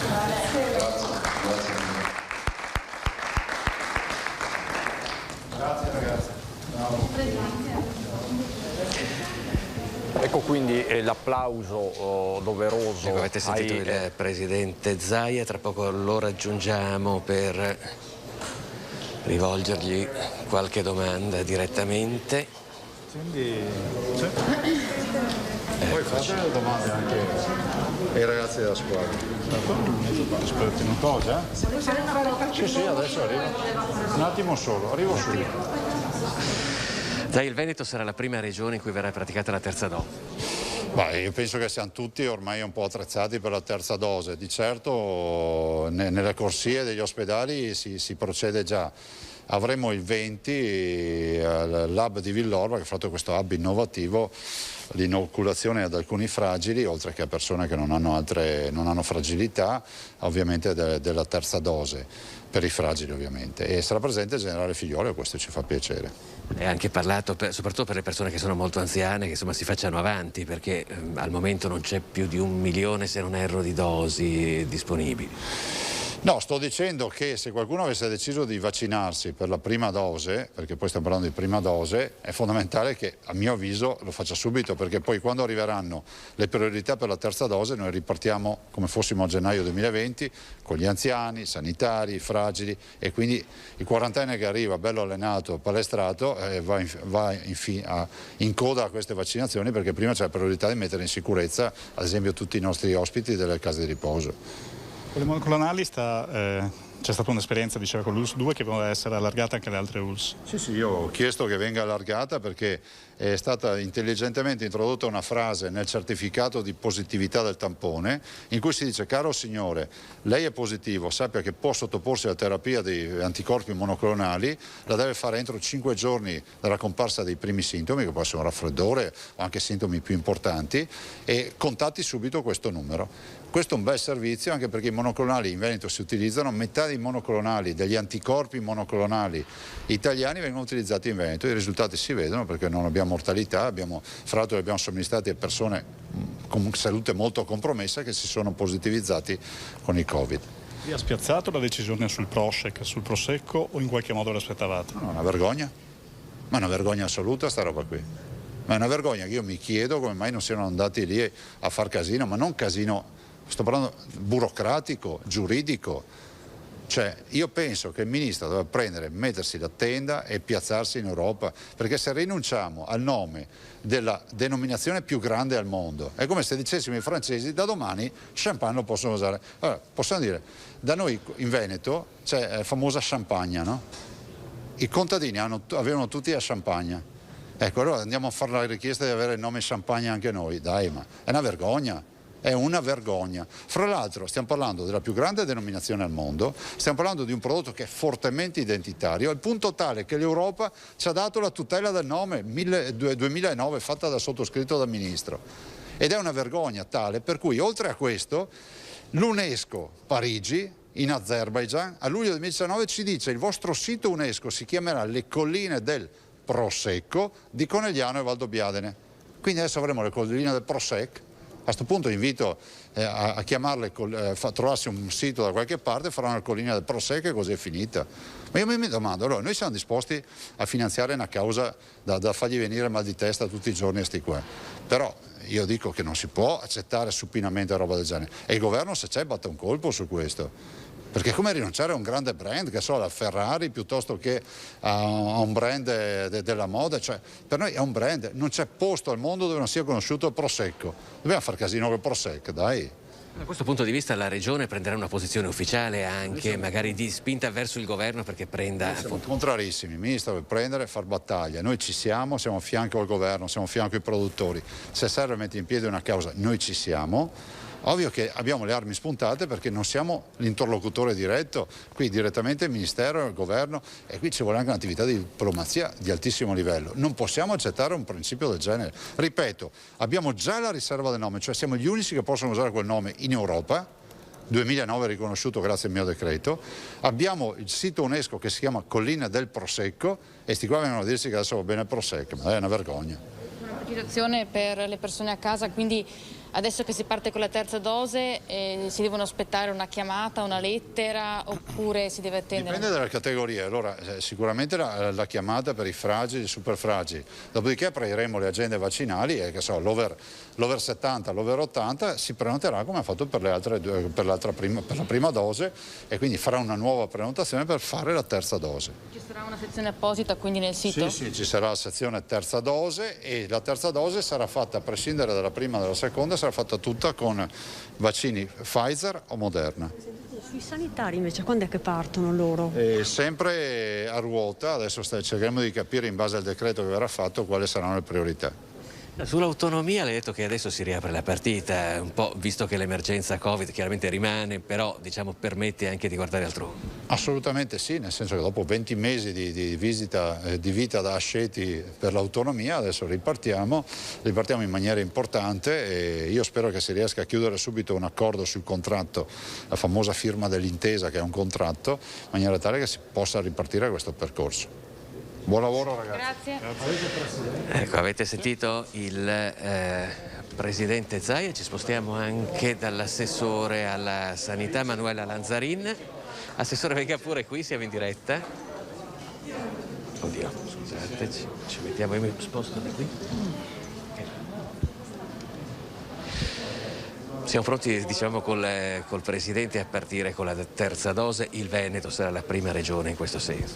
Sì, il Veneto ricordiamolo che è stata anche la regione che l'ha chiesto per prima. Noi abbiamo scritto penso già una ventina di giorni fa chiedendo, e anche prima il Presidente aveva richiesto la terza dose proprio per mettere in protezione i più fragili, le persone insomma, che hanno difese immunitarie molto più deboli e quindi rischiavano di avere già esaurito la copertura anticorpale. È arrivato appunto il via libera di AIFA, stiamo aspettando la circolare del Ministero che dovrebbe comunque darci indicazioni più precise.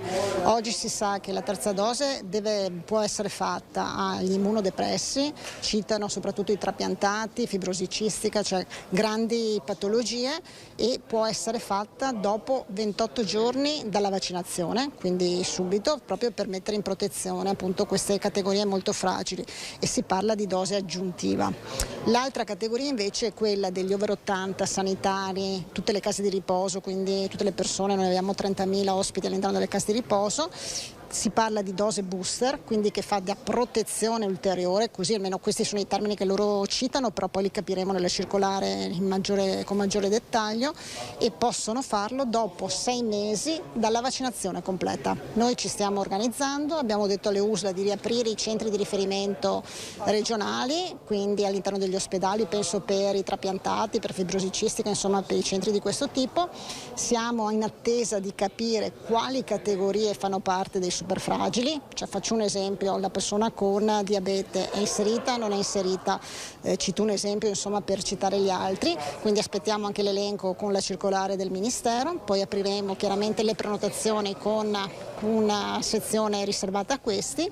Le USL si stanno organizzando per invece la vaccinazione dentro le case di riposo per gli anziani, e poi apriremo anche per tutti gli altri over 80 i sanitari, insomma delle sezioni per quanto riguarda appunto nelle agende insomma delle varie singole aziende. Quindi per quanto riguarda un criterio puramente anagrafico, la terza dose, a meno di casi particolari come quelli che ha detto, è consigliata solamente a chi abbia 80 e più anni? Oggi le indicazioni che ci sono insomma da questo parere AIFA parlano così. Attendiamo però la circolare del Ministero, che sarà molto più dettagliata e quindi entrerà nel dettaglio nel dire se rientrano anche altre categorie. Oggi si parla di over 80 e citano i sanitari, che sono i primi che si sono vaccinati. Quindi appunto attendete questa risposta per i sanitari? Noi attendiamo questa risposta, chiaramente stiamo scaldando insomma i motori, sia per quanto riguarda il portale che sia pronto con le sezioni per le prenotazioni. Le aziende si stanno invece già organizzando con le USCA, con i medici all'interno delle strutture. Io oggi pomeriggio farò un incontro con gli enti gestori delle strutture per anziani proprio per definire e organizzare con loro la vaccinazione che sarà all'interno di queste strutture. Poi ci sarà la vaccinazione a domicilio, perché over 80 abbiamo tante persone a domicilio. Qui cercheremo di coinvolgere nuovamente i medici di famiglia, che anche nella prima fase insomma per quanto riguarda il domicilio ci hanno dato una grossa mano. Ma c'è una certa esperienza dal punto di vista vaccinale, vista l'attività di questi mesi. È pensabile, prevedibile dire quanto ci vorrà perché venga completata anche la terza dose in Veneto? Ma è difficile dirlo, perché poi c'è questa scadenza minimo 6 mesi dalla vaccinazione completa, quindi bisogna capire entro quando. Noi sappiamo che abbiamo 100.000 persone circa che scattano i 6 mesi a fine settembre, altre 130.000 a fine ottobre, e poi insomma continuiamo nei mesi successivi. Ricordiamoci però che ci andiamo a incrociare con la vaccinazione antinfluenzale, quindi saranno mesi comunque molto intensi da questo punto di vista. E con la coincidenza con l'antinfluenza?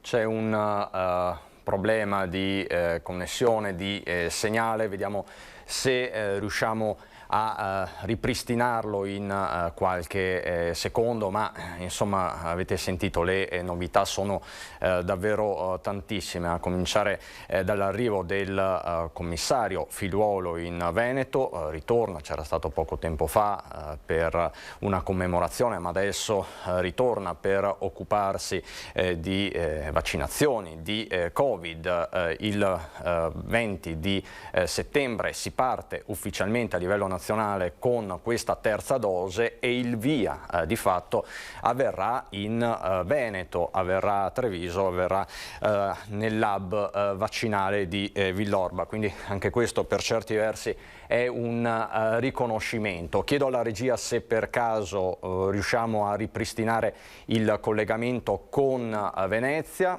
No, non riusciamo, quindi saluto e ringrazio, lo vedo collegato, con lui faremo il punto proprio di questi elementi tecnici importanti, sanitari, il nostro epidemiologo di fiducia Massimo Guerriero dell'Università di Verona. Buongiorno professore, le chiedo solo di pazientare altri 3 minuti perché a questo punto ne approfitto e andiamo in pubblicità fra poco.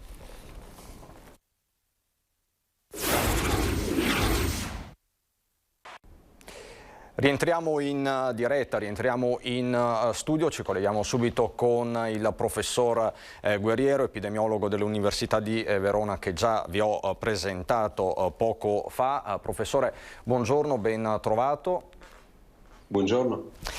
E cominciamo dalle novità di giornata. Lo ha sentito Zaia, lunedì arriva a Figliuolo in Veneto, si apre ufficialmente a livello nazionale da Villorba la campagna per la terza dose. Si comincia ovviamente dagli immunodepressi, poi l'assessore Lanzarin ha passato in rassegna anche gli altri soggetti, in particolare gli over 80, gli ospiti delle case di riposo. È la strada giusta? Sì, lo dicevamo anche qualche mese fa che la terza dose sarebbe stata nell'aria, adesso ne abbiamo la conferma ufficiale e direi che è una strada che non possiamo non percorrere. Ecco, quindi diciamo che in qualche modo buona parte del mondo sanitario, della scienza, del mondo accademico già si era pronunciato in merito e adesso è arrivato il pronunciamento ufficiale da parte dell'AIFA. Secondo lei che campagna sarà questa della terza dose? Sarà una campagna spedita? Abbiamo appreso a sufficienza dai mesi scorsi? Diciamo che la precedente campagna, che è quella che è ancora in atto, che speriamo prosegua anche speditamente, si doveva fare quanto prima possibile. Adesso sappiamo che abbiamo dei margini temporali rispetto alla seconda dose o rispetto all'unica dose, nel caso di vaccino di Johnson & Johnson, e quindi possiamo rispettare quelle tempistiche. È chiaro che rispettare quelle tempistiche non sarà semplice, perché bisognerà avere le dosi a disposizione e soprattutto bisogna sperare che le persone che si sono vaccinate continuino a volerlo fare. Resta comunque un inciso, che è quello delle persone che ancora oggi hanno qualche dubbio con riguardo al vaccino e che non si sono mai vaccinate, e queste persone dovremmo cercare di recuperarle il prima possibile, perché come vedremo più tardi i dati con riguardo alla vaccinazione parlano in maniera estremamente chiara. Ecco, e li possiamo vedere, perché comunque lei ci ha preparato le solite e molto significative slide che come sempre cominciano dalla situazione del Regno Unito, che è sempre presa a riferimento anche dal Presidente Zaia, lo ha fatto poco fa. Perché è così importante partire sempre dal Regno Unito e dall'evoluzione del virus nel Regno Unito, professore?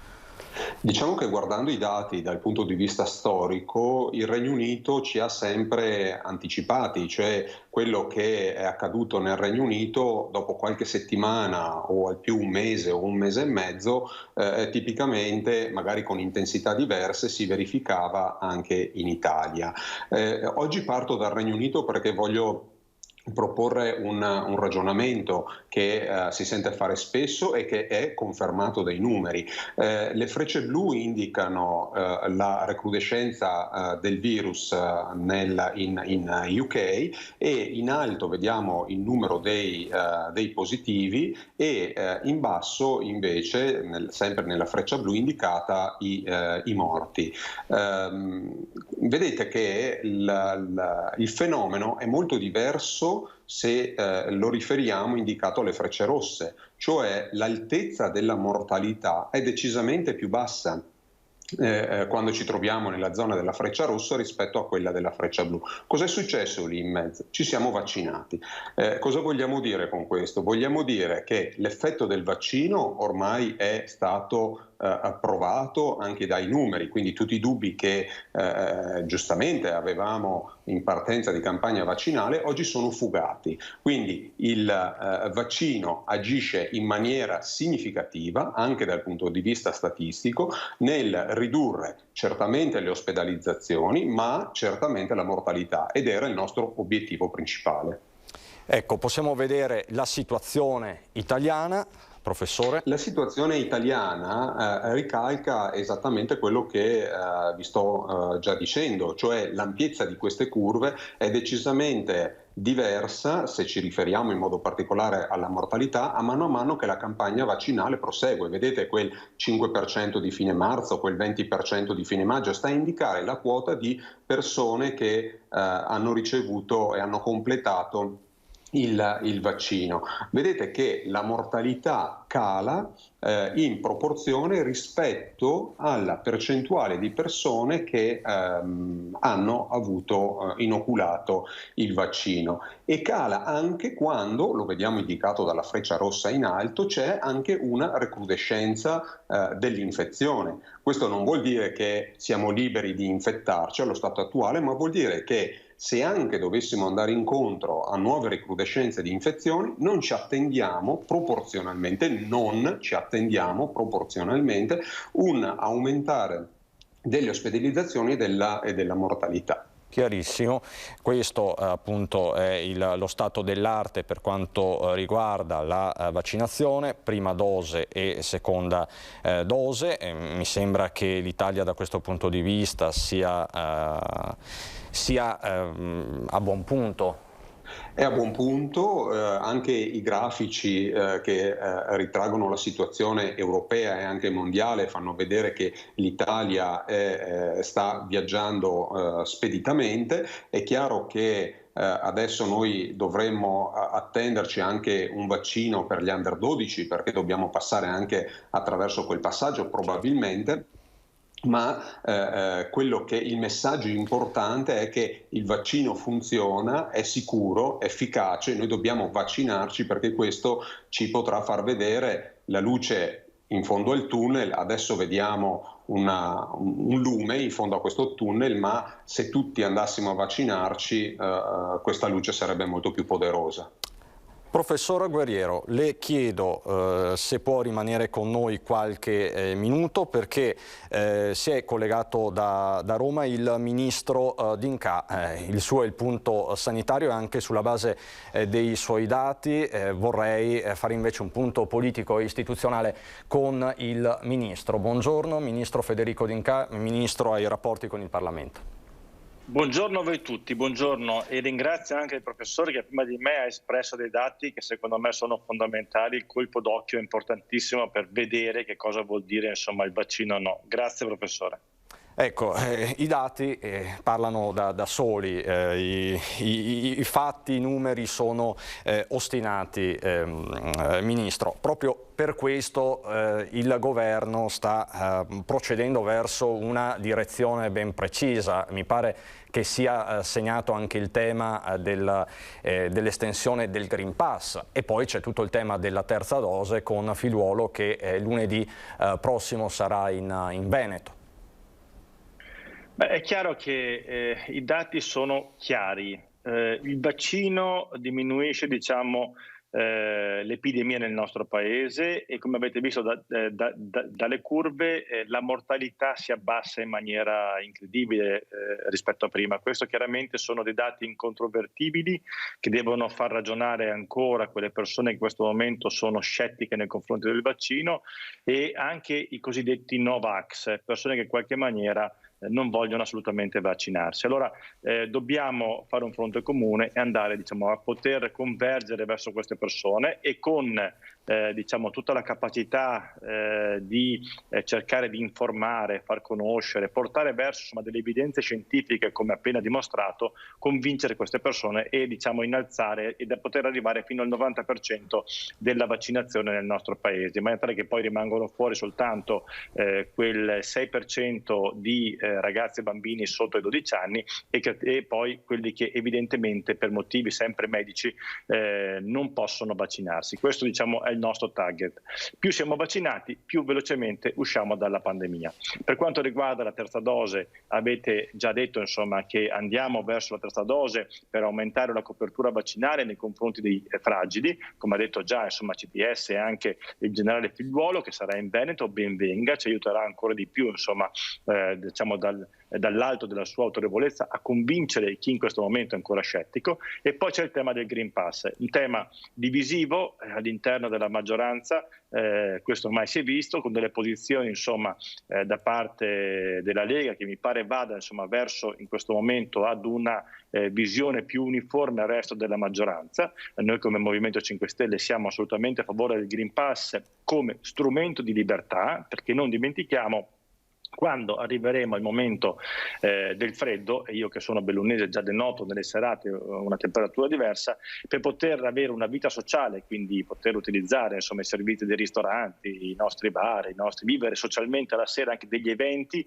in qualche maniera sapere che all'interno di un ristorante siamo tutti quanti vaccinati o almeno abbiamo fatto un tampone nelle ultime 48 ore rende la vita completamente diversa e molto più sicura, anche nelle giornate in cui sarà tutto chiuso, freddo fuori e caldo dentro. Quindi Ministro, lei ci conferma sostanzialmente che la linea dell'esecutivo è quella di andare verso l'estensione del Green Pass? Assolutamente, cercheremo di poter estendere, e già l'ultimo decreto, il 122 che abbiamo deliberato in Consiglio dei Ministri, aumentava già per quanto riguarda le scuole e per quanto riguarda le RSA la copertura del Green Pass. E andremo verso questa direzione che di fatto è l'unica che ci permette in qualche maniera di essere sempre più sicuri all'interno di ambienti chiusi, nel quale chiaramente nel periodo invernale non vi sarà tutto quel ricambio d'aria o tutto quel sole che oggi vediamo, che in qualche maniera ha contribuito forse a poter diminuire quelle curve. Però il vaccino è l'unica arma che noi conosciamo per poter sconfiggere questa pandemia globale. Mentre Ministro, l'obbligo vaccinale, mi pare di capire dalle sue parole, resta l'extrema ratio. Mi pare che lei confini ancora molto nella sensibilizzazione, nell'informazione. L'obbligo rimane l'estrema ratio. Nel caso in cui le curve che sono prima dimostrate tornassero ad impennarsi, dovremmo fare una riflessione, ma oggigiorno occorre sensibilizzare, avere la pazienza, spiegare a queste persone che quello che leggono su questi gruppi Telegram, sui social. Io vengo costantemente attaccato sui social quando ho delle posizioni che sono assolutamente, a mio parere, corrette, ma scientificamente corrette per il vaccino e per il Green Pass, e credo che queste persone non vanno denigrate. Dobbiamo avere la pazienza di spiegare con dati alla mano. Anzi, io ringrazio ancora una volta per i dati che ho potuto vedere nella diretta che ho fatto in questo momento con voi collegato attraverso appunto gli schermi della vostra televisione, perché è l'unico modo per entrare nell'ottica che queste persone vanno aiutate, perché in qualche maniera stanno ascoltando delle evidenti sciocchezze dettate da stregoni da web, che in qualche maniera hanno una valenza scientifica assolutamente minima, se non addirittura assente. Per cui dobbiamo assolutamente fare squadra comune ed aiutare. La parola corretta è aiutare le persone che in questo momento sono ancora indecise, perché possono andare verso un'unica direzione. E Ministro, possiamo vedere questa sua lettera aperta, questo suo intervento, qui mi pare sia stato pubblicato dal Corriere delle Alpi. Tutti devono condannare chi semina odio invece di cavalcare l'onda della cattiveria, e questa mi pare di capire la sua preoccupazione in questo momento. Si deve evitare questa escalation di odio a cui abbiamo assistito un po' tutti, politici, giornalisti e quant'altro. Ma assolutamente, io ho visto sindaci presi di mira, il presidente Zaia preso di mira. Io sono rimasto vicino a tutti gli amministratori locali che in qualche maniera hanno avuto delle intimidazioni e sono stati soggetti di odio. Io stesso ho avuto messaggi, ho avuto post su Facebook, commenti su Facebook, ma signori, non dobbiamo farci neanche timorire, anzi dobbiamo in qualche maniera spiegare che in questo momento non c'è odio. Il problema non è uno odia l'altro per il vaccino o non il vaccino. Il vaccino è lo strumento per tornare alla normalità, e noi tutti vogliamo entro i prossimi 12 mesi, 18 mesi uscire da questa pandemia e guardarla come un momento difficile, forse il momento sotto il profilo, mi auguro, il momento più difficile di questo secolo, perché questa malattia credo che sarà definita poi tra qualche decennio, tra qualche anno, la malattia del secolo, e in qualche maniera dire che l'abbiamo vinta. Ci è costata fino ad oggi, come avete visto i dati, 130.000 morti, che corrispondono a persone, famiglie, sofferenza, anche perché sono spesso e volentieri persone che sono mancate anche da sole, con un casco in testa o intubate in terapia intensiva, una morte in solitudine anche, con nessuno vicino. Ecco perché ancora di più dobbiamo convincere tutte queste persone che ancora non sono vaccinate, e lo stiamo facendo per il loro bene, e quindi in qualche maniera non esistono colori politici, e mi auguro che nessuno, e ripeto nessuno, anche se qualche volta mi sembra di intravedere, nessuno strizzi l'occhio, diciamo, a questi Novax, a queste persone. In qualche maniera non vanno isolate, vanno aiutate, ma nessuno deve diciamo, porsi nell'ottica di strizzare l'occhio per poter raccogliere un po' di consenso elettorale per le prossime amministrative, perché non verrebbe perdonato. E a proposito di elezioni amministrative, una battuta velocissima gliela devo chiedere, Ministro. Assistiamo quotidianamente ormai a tensioni all'interno della maggioranza. Fra poco parleremo anche delle ultime parole pronunciate da Salvini nei confronti del Ministro Lamorgese. Sono schermaglie elettorali o c'è qualcosa di più? Dobbiamo preoccuparci sulla tenuta del governo, o è la normale dialettica delle parti? Ma io vedo un grande contrasto, ma questo lo definisco, mi tolgo dal Ministro dei Rapporti col Parlamento, mi rimetto la maglia del Movimento 5 Stelle, se mi permettete anche, vedo una problematica tra la Lega e Fratelli d'Italia. Io questo sì lo vedo, è un contendersi sul territorio, diciamo, il voto per dimostrare di essere arrivati un po' più in alto dell'altro. Io vedo questa situazione in questo momento, e per cui mi auguro che in qualche maniera invece, mi rimetto alla maglia Ministro per i rapporti con il Parlamento, il governo deve poter proseguire con fermezza, con l'aiuto delle forze di maggioranza che hanno fatto un grande lavoro in questi mesi insieme, cercando di poter portare, diciamo, quello che secondo me è la parte più importante in questo momento, tutte le riforme necessarie al nostro Paese per poter continuare a ricevere i soldi del PNRR. Il PNRR che è nato nel governo Conte, con Giuseppe Conte che è nato in Europa e ha saputo, diciamo, portare a casa queste importantissime risorse. Oggi possiamo continuare, metterle a terra e fare le riforme necessarie al nostro Paese. Noi chiuderemo nelle prossime giornate, nelle prossime settimane, la riforma del processo civile, la riforma del processo penale. Abbiamo probabilmente la riforma del fisco che è in fase di arrivo e la riforma della concorrenza. 4 riforme importantissime. Abbiamo già fatto un decreto semplificazione e poi assunto anche le persone per la pubblica amministrazione che si occuperanno del PNRR. Questo è il nostro compito in questo momento. Tutto il resto mi auguro che insomma, le polemiche politiche possano terminare il 3 ottobre. Chiaramente ognuno cercherà di portare a casa il consenso elettorale per le sue parti. Certo. Io ho fatto la mia parte, ero in Veneto con Giuseppe Conte nelle scorse giornate, tra l'altro come Movimento 5 Stelle siamo entusiasti anche diciamo, dell'affetto nei confronti di Giuseppe Conte che abbiamo ricevuto dal Bignasego a Chioggia, a San Giovanni Lupatotto, a Villorba, ad Oderzo, per cui siamo molto molto soddisfatti. Però ci ricordiamo sempre che in questo momento il Paese ha bisogno di questa maggioranza ferma e decisa per poter andare avanti e proseguire, anche perché l'autorevolezza del Presidente Draghi è indiscutibile a livello internazionale e abbiamo una grande opportunità come Paese di crescere oltre il 6%. E è vero, è un rimbalzo tecnico e ce la raccontiamo in tutte le maniere, però i dati sono anche in questo caso incontrovertibili. Il Paese sta facendo meglio delle più rosee previsioni.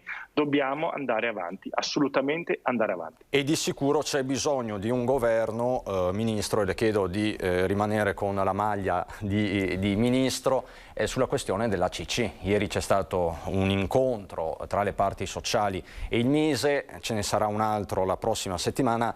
Mi pare che ci sia l'impegno da parte dell'esecutivo di trovare la liquidità necessaria per in qualche modo garantire un futuro immediato, perlomeno allo stabilimento di Borgo Valbelluna. Guardate, io non ho potuto partecipare ieri all'incontro perché avevo altri tavoli. Un lunghissimo incontro durato 3 ore. nel quale appunto la viceministra Todde ha portato avanti le indicazioni del Mise in confronto con sindacati, con la Regione Veneto, con il commissario straordinario. Credo che in qualche maniera anche in quel caso, le tensioni che sto vedendo devono essere riportate sotto il profilo tecnico e mi auguro che questa settimana sia una settimana decisiva in cui i telefoni siano molto molto caldi perché vi siano i confronti tra l'attuale amministrazione dell'azienda e poi il Mise e con la Regione Veneto, e non si vedano alcuni contrasti che in particolar modo mi sembrano molto chiari e che ho visto sui titoli dei giornali questa mattina. Io direi che in qualche maniera questo è il momento del lavoro per trovare soluzioni anche per l'ACC e quindi mi auguro che questa settimana qua, dove andrà incontro la prossima settimana con un ulteriore incontro per sindacati e CC, possa portarci effettivamente all'utilizzo di questo articolo 37, dove abbiamo messo 400 milioni di euro, che sono veramente molte risorse, visto che i tavoli di amministrazione straordinaria nel nostro paese poi sono meno di un centinaio, quindi mi auguro che in qualche maniera possiamo trovare soluzioni non soltanto per la CC ma per tantissimi altri tavoli, ma chiaramente diamo il buon esempio con la CC, trovando una soluzione che mi auguro possa essere definitiva per poi portare l'azienda di nuovo sul mercato. Ministro, grazie davvero per tutti questi aggiornamenti, non mi resta che augurarle buon lavoro e quindi arrivederci, e grazie ancora al Ministro Federico D'Incà, Ministro per i rapporti con il Parlamento. Grazie Ministro. Grazie a voi, buona giornata, grazie. E torno al professor Guerriero. Professore, il Ministro D'Incà l'ha citata perché si parte sempre dai numeri e non potrebbe essere altrimenti, soprattutto per prendere delle decisioni politiche. Sì, per prendere delle decisioni in generale. Diciamo che la differenza tra utilizzare i numeri e non utilizzarli è navigare con una bussola o con uno strumento GPS moderno come adesso satellitare, piuttosto che navigare a vista. La navigazione a vista sappiamo bene che porta con più alta facilità a sbattere contro un iceberg o contro un isolotto non ben visualizzato. Ecco, le faccio la solita domanda da $1000, no? Si diceva una volta. Il rientro a scuola quanto peserà? Lei è epidemiologo e biostatistico, quindi lei studia le curve sostanzialmente, scusi se semplifico, però insomma ha una visione anche nel medio e nel lungo periodo. Cosa dobbiamo attenderci nei prossimi mesi? Guardi, siamo sul banco di prova, nel senso che sarei molto preoccupato se non avessimo avviato la campagna vaccinale dei dodicenni, ma i dati di oggi ci dicono che grosso modo il 60-65% dei 12-19enni è stato vaccinato, per cui non mi attendo delle recrudescenze importanti in capo a questa fascia di età. È chiaro che tutti i ritardi che abbiamo accumulato, perché noi genitori abbiamo avuto forti dubbi sul fatto di far o meno vaccinare i nostri figlioletti, adesso questi dubbi sembrano essere un po' più dipanati, e per cui questi ragazzini e ragazzi si stanno vaccinando. Questo ci dovrebbe mettere a protezione. Quindi lei si sente di lanciare un messaggio improntato un po' alla fiducia, tutto sommato? Assolutamente sì, due tipologie di messaggi. Uno, che i miei figli di 12 anni sono stati vaccinati non appena è stata aperta la possibilità di farlo, e è andato tutto bene, stanno benissimo, e anche i numeri, oltre a quello che ho osservato in casa mia, ci dicono che il vaccino è efficace e sicuro anche per questa fascia della popolazione, per cui invito tutti i genitori di ragazzini minorenni 12-18 anni a portarli a fare il vaccino, e questo garantirà loro un anno scolastico più dignitoso rispetto ai precedenti e soprattutto magari potranno continuare ad avere rapporti sia con i loro coetanei e magari anche con i familiari anziani, nonni o zii con maggiore tranquillità. Professore, grazie davvero per la sua proverbiale ormai chiarezza. Mi è piaciuto anche questo botta e risposta per certi versi tra scienza e politica, perché poi da questo non possiamo prescindere, lo abbiamo detto. Grazie quindi al professor Guerriero, epidemiologo e biostatistico all'Università di Verona. Grazie e buon lavoro, professore. Grazie a voi, buon lavoro. E c'è anche la cronaca che incombe, è il caso un po' di queste ore nel Padovano e non solo. Tra l'altro nel frattempo la persona di cui stiamo parlando si è trasferita a Campo Nogara, dove si trova la nostra Valentina Visentina. Parliamo del caso Onichini. Buongiorno Valentina.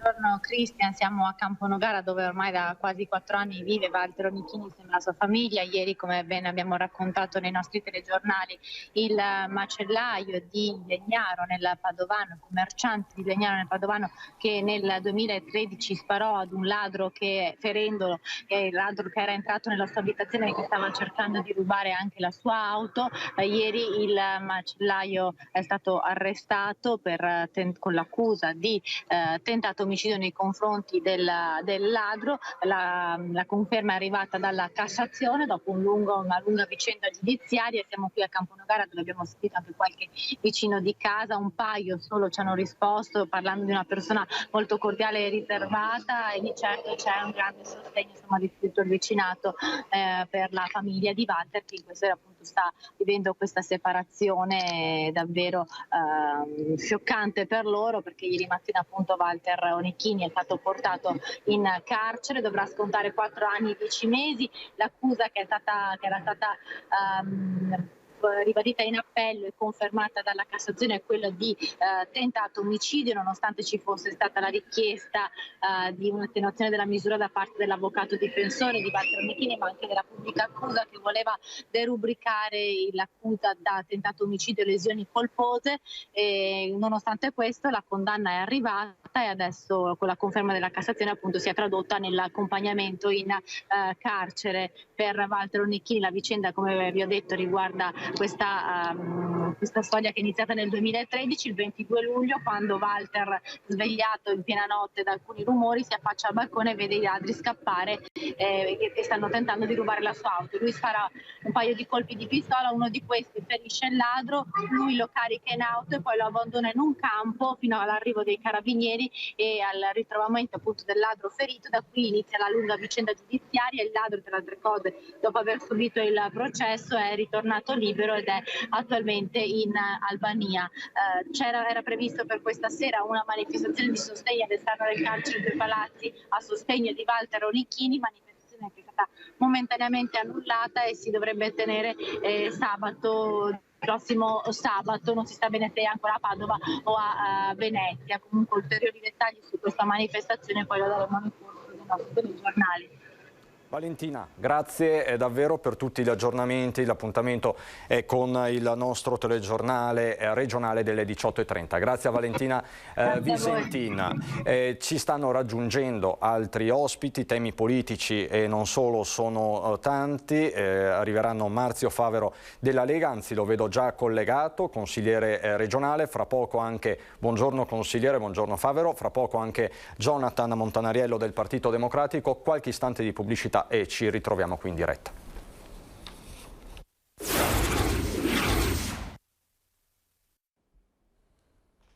Di nuovo in diretta, di nuovo in studio per commentare tutti i fatti della giornata. Lo facciamo con Marzio Favero, che abbiamo già salutato, consigliere della Lega, e si unisce Jonathan Montanariello, consigliere del Partito Democratico. Buongiorno Montanariello, buongiorno anche a lei. Buongiorno direttore, buongiorno a tutti, buongiorno collega Favero. No, non sono direttore, comunque andiamo avanti. Ma io la chiamo sempre direttore perché le ho detto che sarà di buon auspicio. Ok, grazie.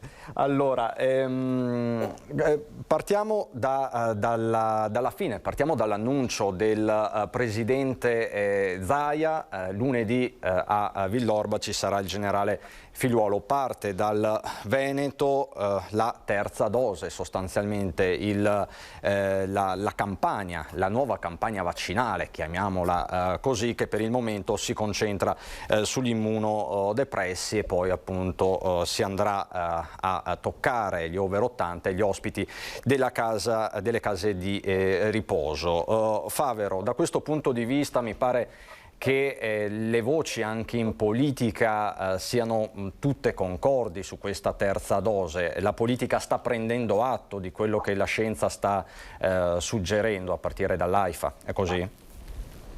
È corretto che sia così, anche perché i vaccini si stanno dimostrando utili ed efficaci, come dimostrano i dati.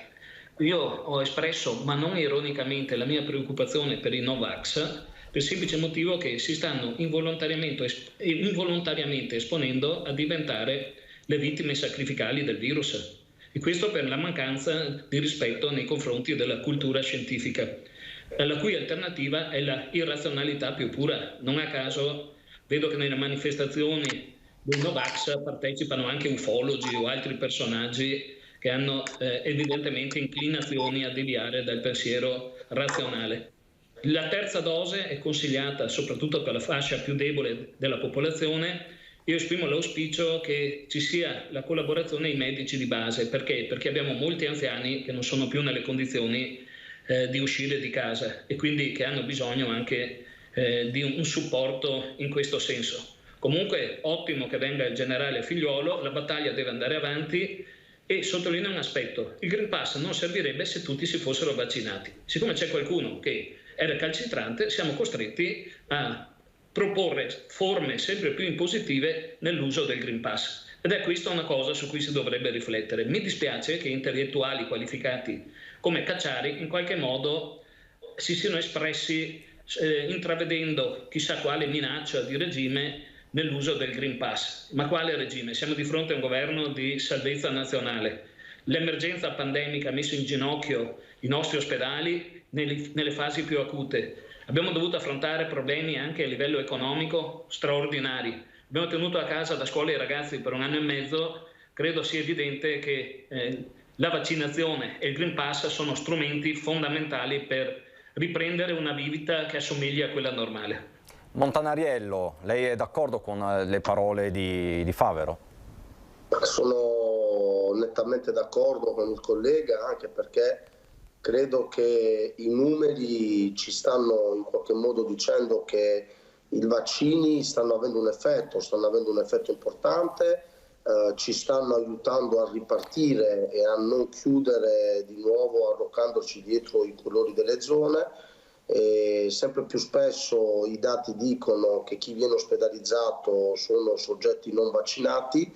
Tra l'altro ci sono anche tanti che erano contro i vaccini che ultimamente iniziano anche a ricredersi, in qualche caso troppo tardi. Insomma, fino a ieri sulla stampa cartacea c'erano notizie di persone non vaccinate che non hanno vinto la battaglia purtroppo contro il Covid. Quindi credo sia indiscutibile il fatto che il vaccino serve e bisogna vaccinarsi tutti, anche perché è un senso non solo di responsabilità, ma anche allora parlavo con un ristoratore, gli dicevo: guarda che il tema non è venire a mangiare la pizza col Green Pass o non venirla a mangiare. Il tema è che se la gente non si vaccina, la pizza non la viene proprio a mangiare, perché si torna di nuovo a importanti dati di ospedalizzazione. La scienza è riuscita a creare per il momento questo elemento che ci aiuta a combattere la pandemia, e sarebbe irrazionale negare i suoi benefici. Dopo, per carità, in questi mesi stiamo assistendo anche a chi mette in discussione una storia secolare ormai di quelli che sono stati i benefici del vaccino sull'umanità, che ricordo essere stati quella formula che ha permesso anche ad avere oggi una longevità diversa da quella che si aveva prima di tanti vaccini che hanno sconfitto malattie importanti. Quindi credo che chi sostiene che non bisogna vaccinarsi non solo fa del male a se stesso, ma rischia anche di mettere in ginocchio un'economia. L'economia è importante soprattutto per la nostra regione, lo diceva prima il collega, abbiamo avuto anche dei durissimi colpi all'economia che non possiamo più permetterci. Quindi io sarei anche per una legge nazionale che obblighi il vaccino, salvo casi di chi ha problemi di salute, ecco, lì non metto in discussione, ma ci saranno le commissioni del caso a valutarlo. Però è impensabile, medici di base che vengono sospesi, comunità in rivolta perché non sanno dove andare per fare le impegnative, tutto questo per cosa? Cioè, e di obbligo vaccinale, tra l'altro, di obbligo vaccinale abbiamo parlato poco fa anche con il ministro D'Incà, che è in quota 5 Stelle, D'Incà che ribadisce come l'obbligo vaccinale sia in qualche modo l'extrema ratio. Io so che su questo tema, ne avevamo già parlato, Marzio Favero ha un'idea ben precisa e non esclude l'obbligo vaccinale come extrema ratio. O sbaglio? Ce lo dicevamo poche settimane fa, consigliere. Ho detto e lo ribadisco. L'ideale sarebbe stata una bella presa di posizione collettiva a favore della vaccinazione. Ricordiamoci che stiamo parlando di un vaccino anti-influenzale e purtroppo una parte della popolazione ridotta ma rumorosa si è sottratta a questo dovere e quindi oggi si pone il problema di arrivare anche all'estrema possibilità di introdurre l'obbligatorietà di vaccinazione. Contrariamente a quanto ha detto Cacciari, la nostra Costituzione prevede questa possibilità all'articolo 32, perché dice che sì, i trattamenti medici sono liberi a meno che non li si prescriva per legge. E sarebbe brutto dover arrivare a prescrivere per legge quello che dovrebbe essere un obbligo invece morale che ognuno avverte non solo per tutelare la propria salute, ma anche per tutelare la salute degli altri. Perché è chiaro che la speranza di molti Novax è quella che poi si crei la famosa immunità di gregge in modo che da non doversi sottoporre a loro volta a vaccinazione, ma è un ragionamento piuttosto egoistico della serie andate avanti voi che a noi viene da ridere. Purtroppo vedo una forma di psicosi in questo atteggiamento. I Novax hanno una grande paura dei mali che potrebbero comportare in futuro i vaccini come effetti collaterali. Non si preoccupano del male concreto che invece corrono il rischio di dover attraversare se si prendono l'infezione. E questo dà il senso di una perdita di razionalità. Per questo, secondo me, non si può escludere a priori il fatto di introdurre l'obbligatorietà. E adesso vedremo le prossime settimane come si evolve la situazione. Non dimentichiamoci che l'estate scorsa sembrava che il vaccino fosse scomparso. Se non ricordo male, il dottor Zangrillo disse in pubblico che ormai si poteva tranquillamente dire che il virus, che il Covid era clinicamente morto. Poi invece è arrivata la brutta stagione e come tutte le influenze, anche quella causata dal Covid ha ripreso a correre, tant'è che in Veneto abbiamo passato un momento molto duro nel periodo tardo autunnale. Allora la mia speranza è che il vaccino ci eviti di rivivere una situazione come quella che abbiamo vissuto lo scorso autunno e trovo non responsabile rifiutare di vaccinarsi. La sua posizione, Favero, è sempre stata molto chiara e all'inizio, quando lei l'aveva in qualche modo formulata, sembrava una voce, non dico isolata, ma comunque una voce autorevolissima, ma comunque minoritaria della Lega. Poi all'interno della Lega c'è stato un dibattito che continua. Solo oggi il Gazzettino in prima pagina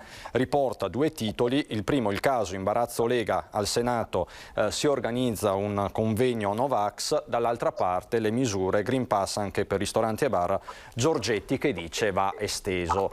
Le dico, sono plasticamente i due volti della Lega o è una dialettica tutto sommato normale? Oggi Zaia su questo è stato intervistato nel corso della conferenza stampa e ha tentato un po' di sminare il campo. Lei che cosa dice? Ci sono ancora delle ambiguità all'interno del carroccio? La stragrande maggioranza di leghisti è favorevole al vaccino, tant'è vero che tutti coloro che io conosco si sono già recati nei centri vaccinali. Credo che ci sia una minoranza che sta mettendo in imbarazzo la stragrande maggioranza della Lega perché spera di accarezzare il pelo a una parte dell'opinione pubblica, ma è una parte dell'opinione pubblica così minoritaria che io mi domando perché mai si dovrebbe cercare il consenso di quella parte. La buona politica consiste anche nel coraggio di assumersi le proprie responsabilità, soprattutto nell'interesse del bene comune. Allora qui non ci possono essere ragionamenti opportunistici, c'è in ballo il bene più prezioso che hanno gli esseri umani, cioè la salute, senza la quale tutti gli altri diritti vengono meno.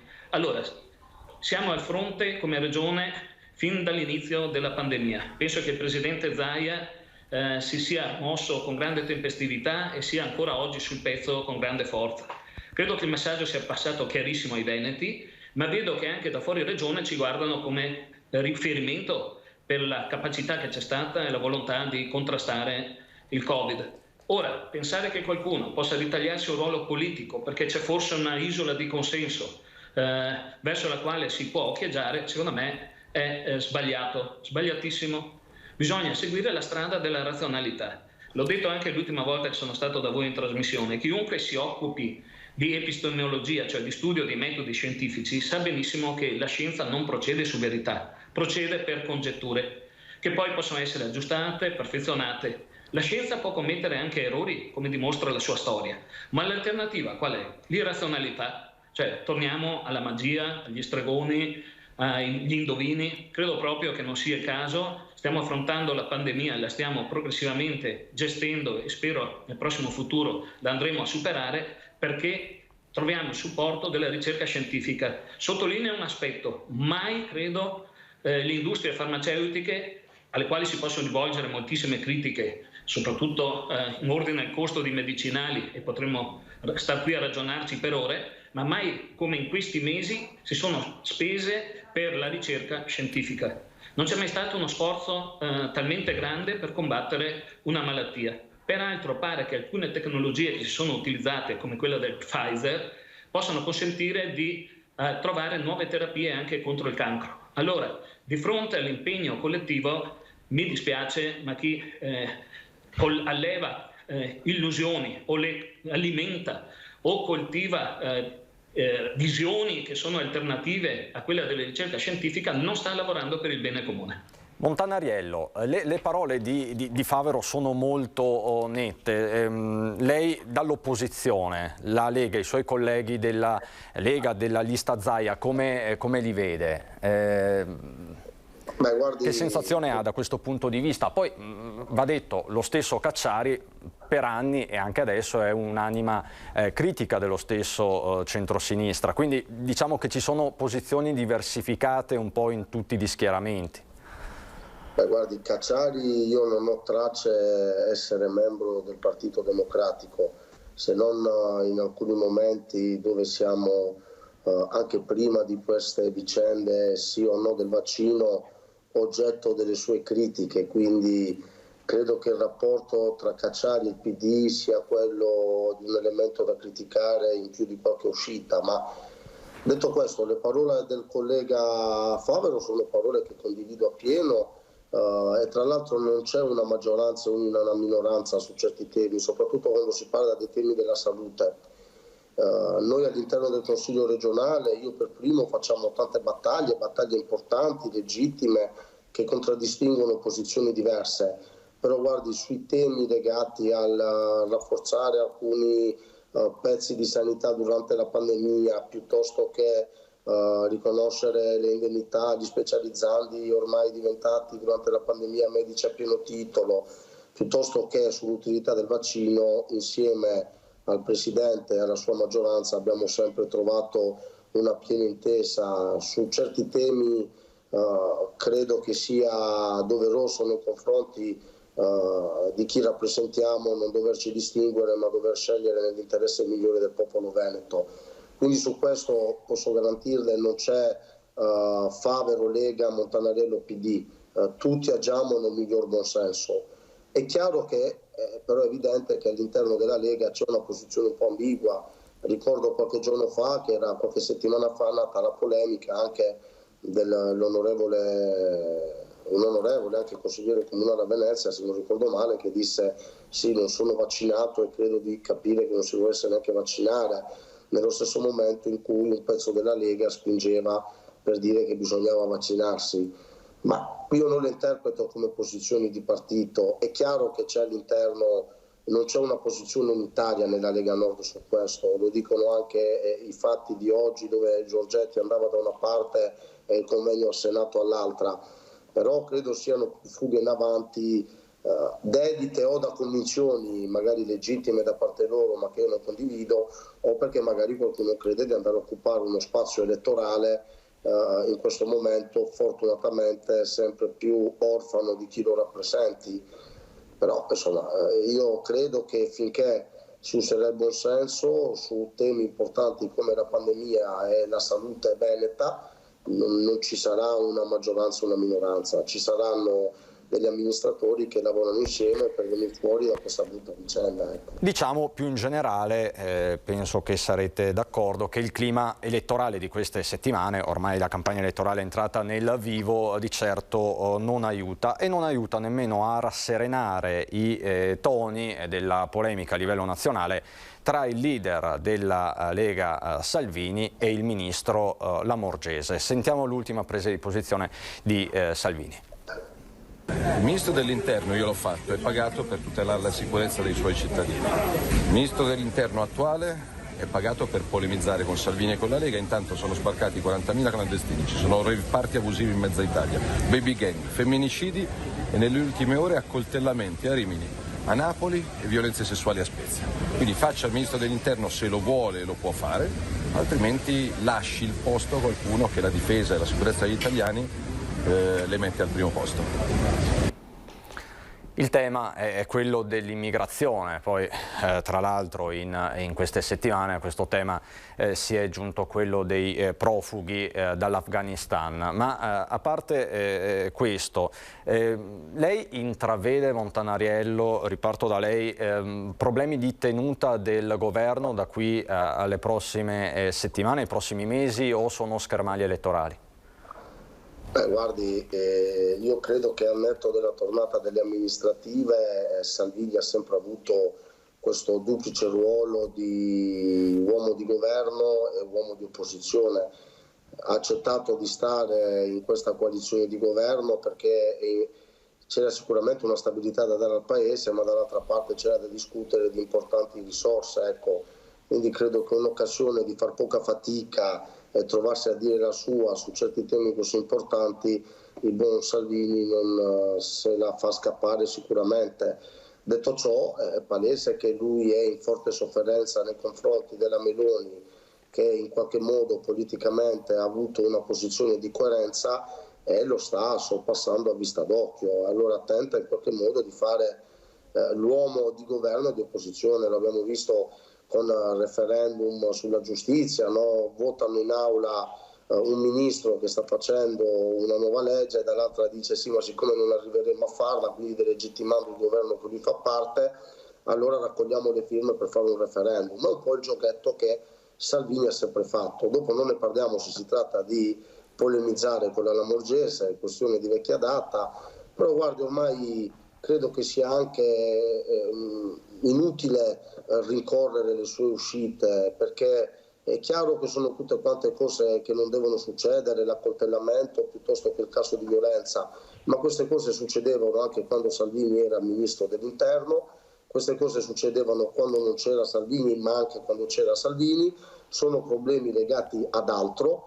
E sinceramente andare a prendere dei casi di violenza che non hanno un timbro né di destra né di sinistra e strumentalizzarli per affibbiarli a un collocamento politico da combattere, credo che sia la miseria politica all'ennesima potenza. Sarebbe come se domani mattina succedesse una tragedia qui in Veneto e il sottoscritto va ad accusare Luca Zaia perché magari è successo, che ne so, in una vigna del Prosecco o in un cantiere della Pedemontana. Lei dice quindi Montanariello è una continua strumentalizzazione. Fabero. Salvini in questo momento più che mai ha bisogno di lanciare una testimonianza di presenza, perché ha da una parte una Lega sempre più responsabile sotto alcuni aspetti, che non lo riconosce più in casa sua, non è che si può paragonare Zaia con Salvini, siamo obiettivi, al netto che io sono all'opposizione sia di Zaia che di Salvini, e dall'altra la Meloni che nel mondo più che ama alcuni tipi di toni e di tematiche lo sta superando, quindi io credo che siamo sotto alcuni aspetti alla miseria politica, non perderei neanche tempo ad addentrarmi più di tanto, quella è la sua politica, che la faccia, tanto gli sta andando sempre meno volte bene di come gli andava prima, ormai lo conoscono tutti. Quindi. E Favero, Lega di lotta o di governo? In queste settimane è uno degli interrogativi che vengono posti più frequentemente in tutti i talk show, in tutte le analisi giornalistiche, ma le chiedo, c'è questa tensione che si avverte o è, diciamo così, estremizzata per certi versi? Lei come la vive? E soprattutto questa querella continua tra Salvini e Lamorgese rischia di minare le fondamenta dell'esecutivo Draghi? No, non credo che minacci alcunché. Allora, dobbiamo essere chiari, la Lega è un movimento ben strutturato, che ha una storia ormai lunga, forse anzi siamo il partito che ha più storia tra quelli che siedono in questo momento in Parlamento, e un minimo di dialettica interna fa parte di tutti i grandi partiti. Ma sottolineo il fatto che c'è sempre stata compattezza in tutti gli appuntamenti elettorali e c'è anche nel modo di amministrare. La Lamorgese si è dimostrata fragile, questo senza dubbio.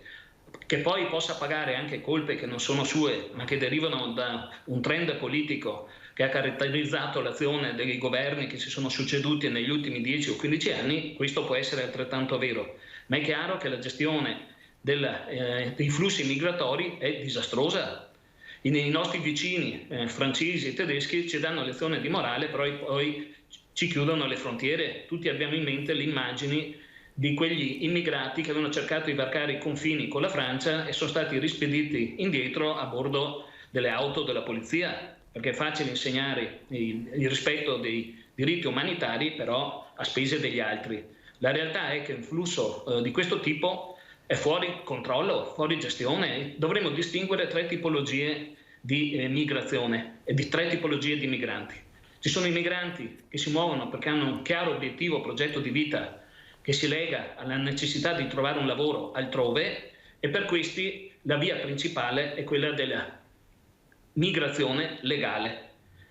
E arrivano con i loro documenti, hanno qualcuno che li appoggia, magari familiari, qualche ditta che offre loro un posto di lavoro. Poi abbiamo chi scappa dalla guerra ed è il problema che si sta ponendo con i profughi dall'Afghanistan.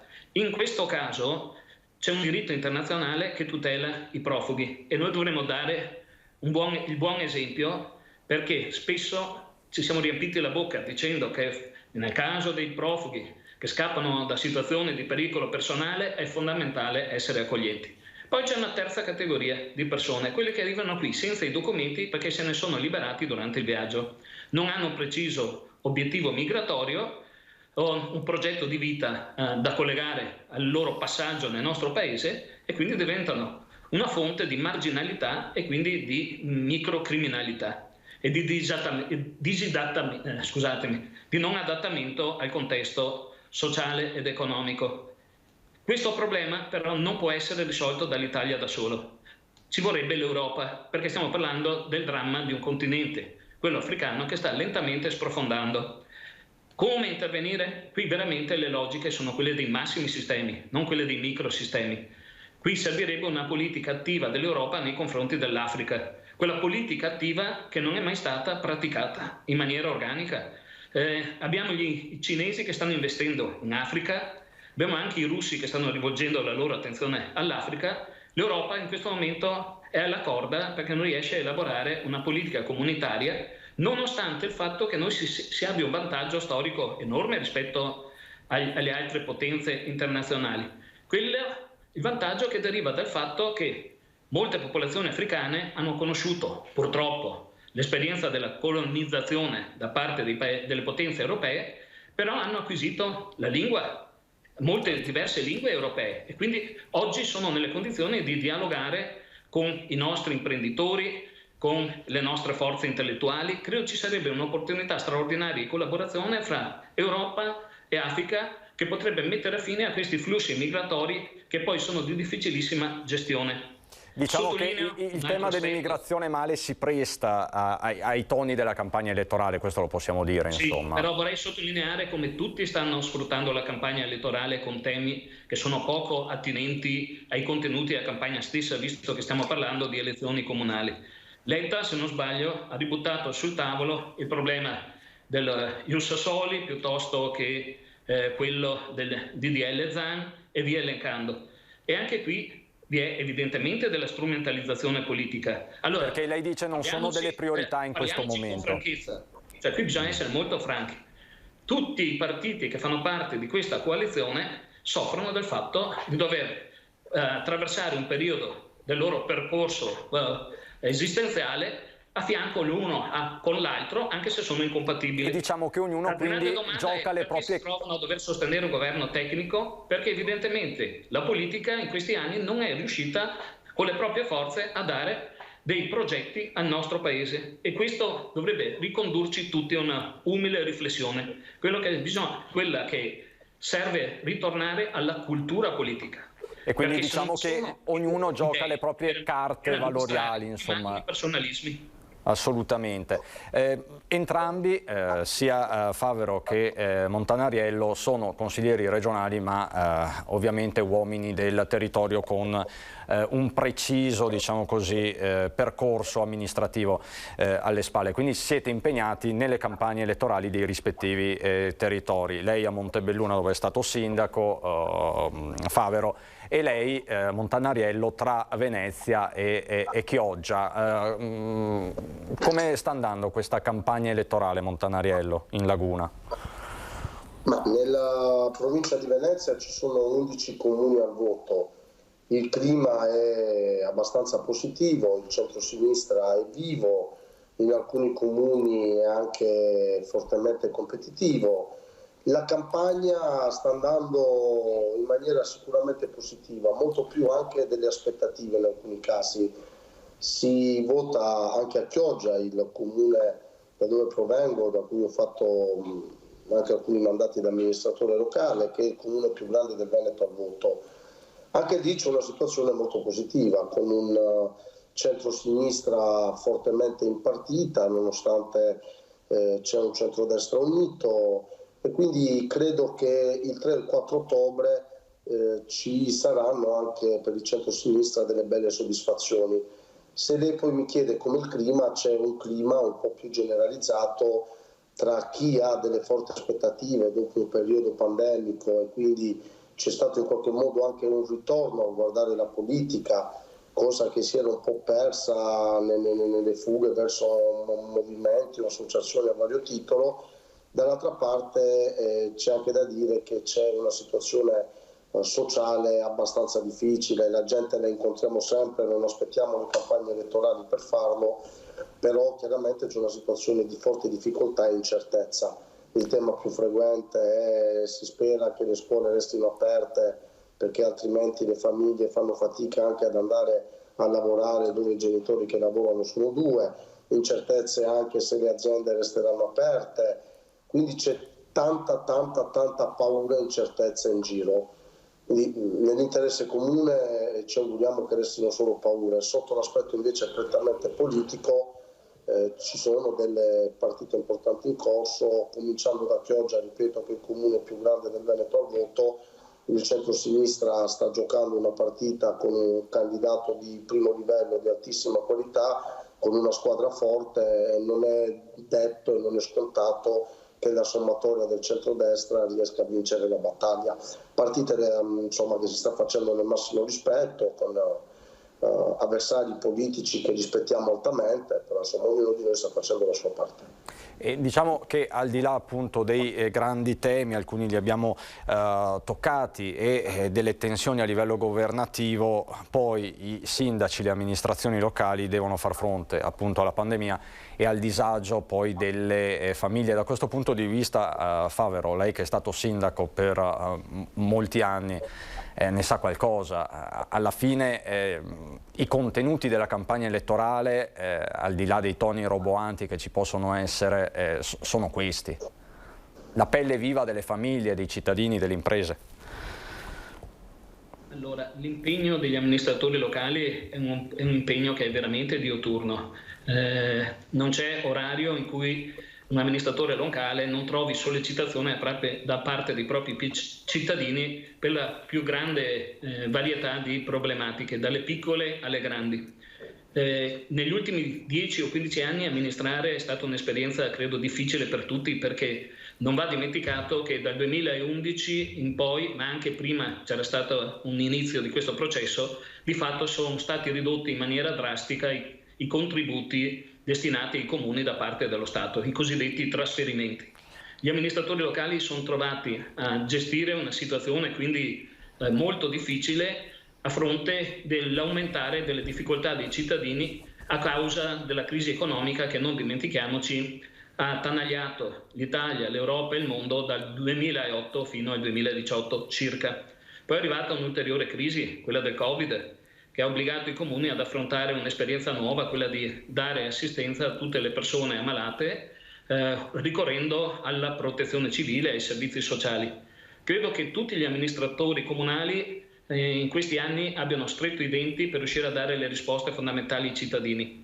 Le dimensioni chiave sono state quelle senz'altro dei servizi sociali e dei lavori pubblici. Servizi sociali perché nella fase di crisi aumenta il numero delle persone in difficoltà, non solo le popolazioni anziane, nella parte della popolazione anziana, ma anche la parte della popolazione più giovane, con tanti problemi di inserimento lavorativo per gente che pure ha un buon livello di istruzione personale, e dall'altra il problema della gestione di un tessuto territoriale estremamente complesso, quale è quello veneto e trevigiano in particolare, visto che io vengo dalla provincia di Treviso. Certo. Non dimentichiamoci che negli ultimi 40 anni il territorio ha subito una trasformazione epocale nel bene e nel male. C'è stata quella che Turi chiamava l'alluvione edilizia. Oggi la trasformazione che ha conosciuto il nostro paesaggio impone ai sindaci di affrontare il problema della gestione del traffico e dell'ambiente. Abbiamo un sistema stradale che è per molti versi sclerotizzato e quindi servono rotatorie per risolvere nodi critici, servono sottopassi nell'ambito del progetto del sistema metropolitano ferroviario di superficie. Era fondamentale arrivare a completare, ed è fondamentale arrivare a completare la superstrada pedemontana veneta per sgravare la pedemontana dal traffico pesante.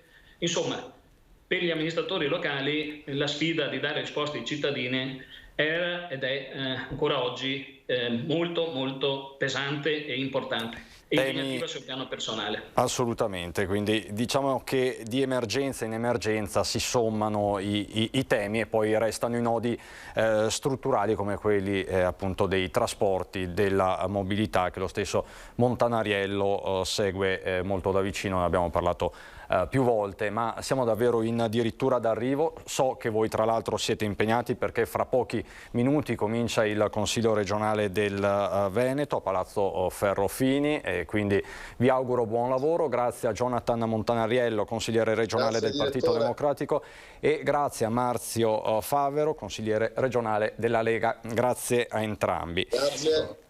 Allora, noi facciamo così, abbiamo ancora alcuni temi molto caldi da affrontare, a cominciare dalla diatriba a livello ormai europeo relativa al Prosecco, questo agguato della Croazia nei confronti del Prosecco nostrano. Avete sentito anche Zaia prima che parla di attacco vergognoso, dice il Ministro dell'Agricoltura dovrebbe scendere in piazza, dovrebbe in qualche modo portare la residenza a Bruxelles per fare fronte a questo problema. Ne parleremo, lo vedo già collegato con il senatore Vallardi, che è presidente della Commissione Agricoltura in Senato. Presidente, buongiorno, le chiedo solo di pazientare qualche istante perché abbiamo la pubblicità, poi vengo subito da lei. Pubblicità fra poco.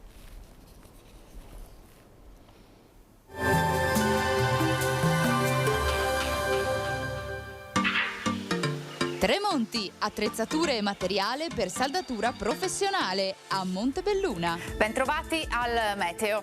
Alta pressione africana, nei prossimi giorni condizioni tipicamente estive con una nuova breve fiammata calda che farà salire le temperature oltre la media stagionale. Vediamo insieme il dettaglio. Sul Veneto la grafica di martedì 14 settembre evidenzia una situazione di bel tempo, sarà infatti ampiamente soleggiato. Non sono attese precipitazioni degne di nota e il cielo sarà sereno e sgombro da nubi. Temperature come detto in lieve aumento, minime tra 13 e 20 gradi, valori massimi compresi invece tra i 26 e i 32 gradi all'incirca. Ci spostiamo ora sul Friuli Venezia Giulia, anche qui stessa situazione con tanto sole, cielo limpido o al massimo con poche nubi a carattere sparso. Temperature minime tra 16 e 21 gradi, massime sui 28-31 gradi. Infine ci spostiamo sul Trentino Alto Adige dove non cambia lo scenario, anche qui sarà soleggiato e senza piogge. Il cielo si presenterà sereno o velato. Temperature minime intorno ai 16 gradi, massime infine sui 30-31 all'incirca. Dal meteo di Antenna 3 per ora è tutto, grazie per l'attenzione, arrivederci.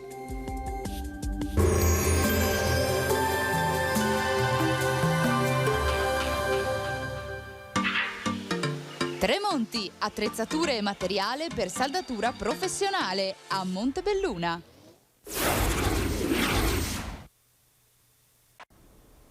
Di nuovo in diretta per l'ultima parte di questa prima edizione. Saluto di nuovo e ringrazio il senatore Giampaolo Vallardi, che è presidente della Commissione Agricoltura in Senato. E Presidente, non possiamo non partire da quello che è il tema di queste ore. La bomba di fatto è esplosa a metà pomeriggio di ieri, quando è stata pubblicata nella Gazzetta Ufficiale dell'Unione Europea la richiesta, utilizzo le parole giuste, della Croazia di protezione della menzione ProSec.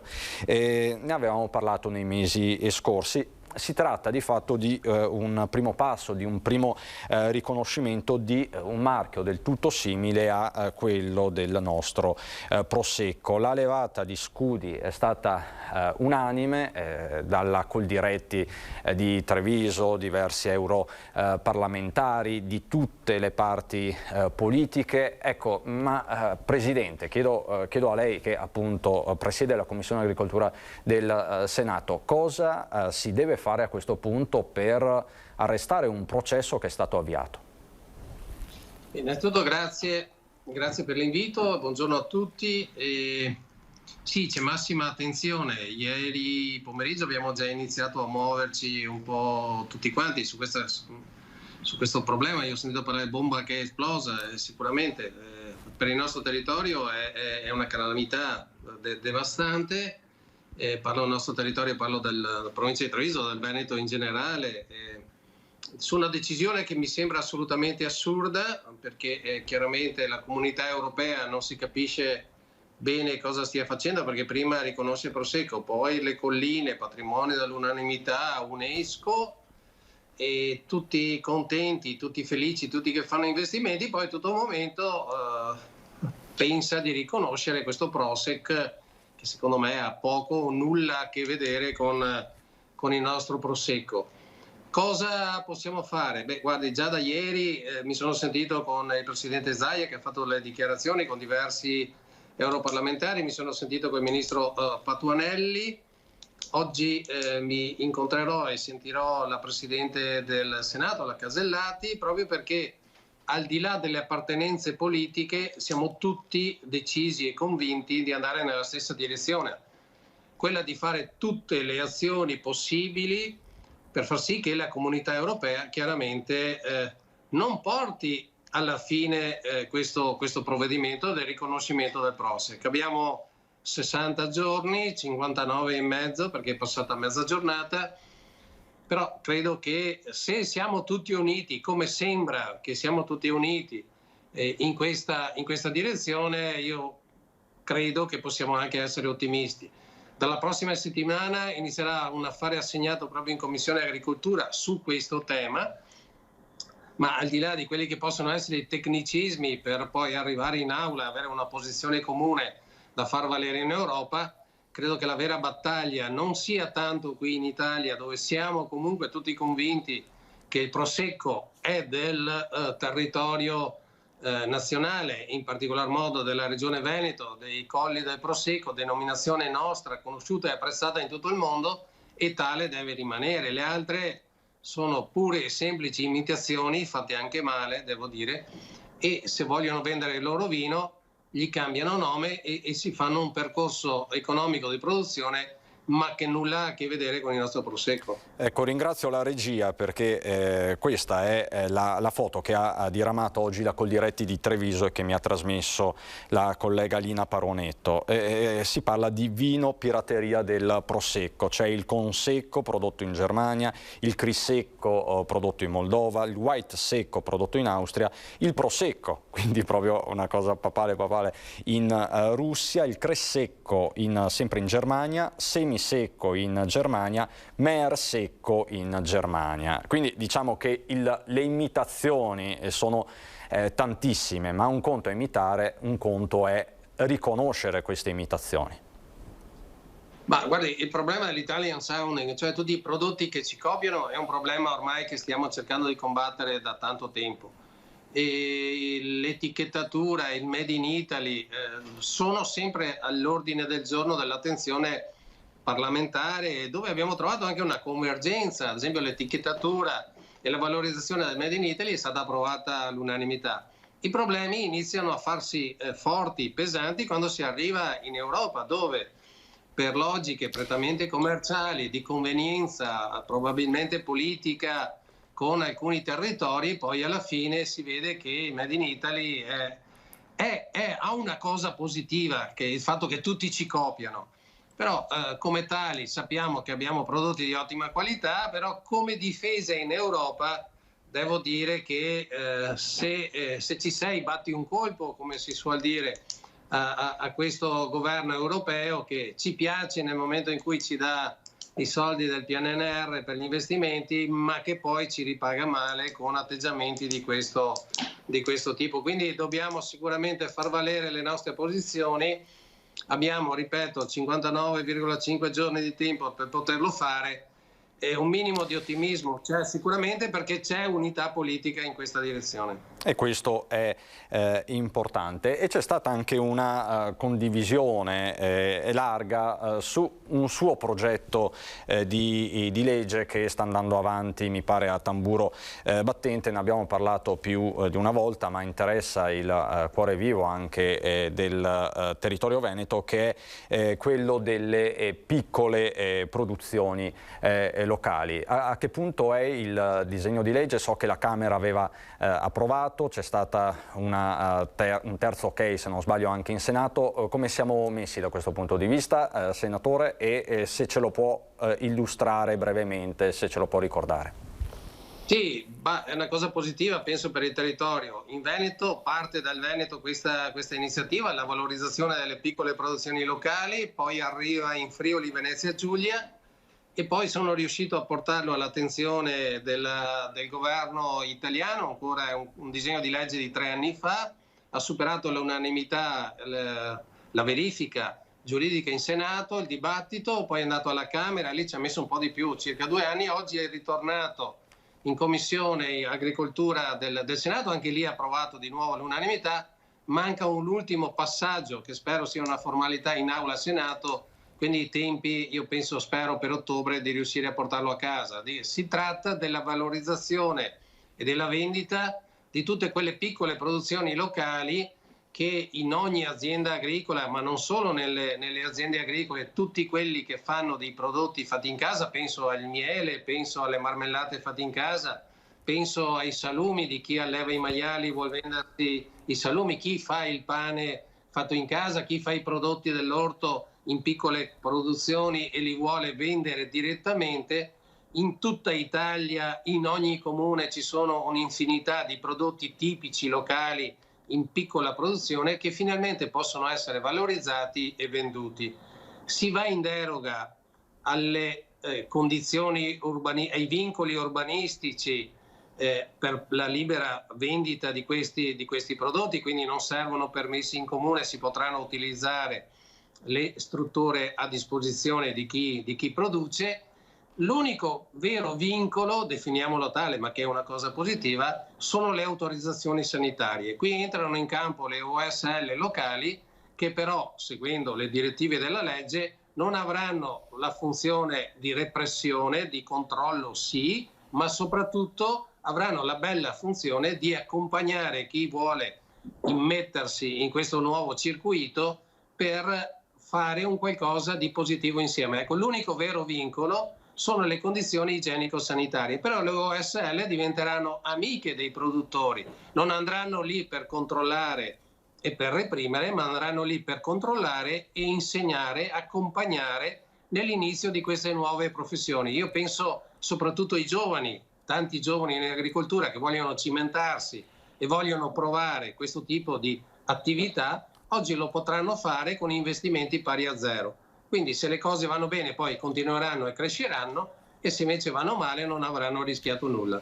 Quindi credo sia una cosa positiva. Senta Presidente, rimaniamo in ultimissima battuta sul territorio, la porto in Cansiglio. Lei sabato sarà proprio in Cansiglio per la quarta festa in Cansiglio con la cooperativa sociale Onlus Solidarietà di Treviso e tanti altri.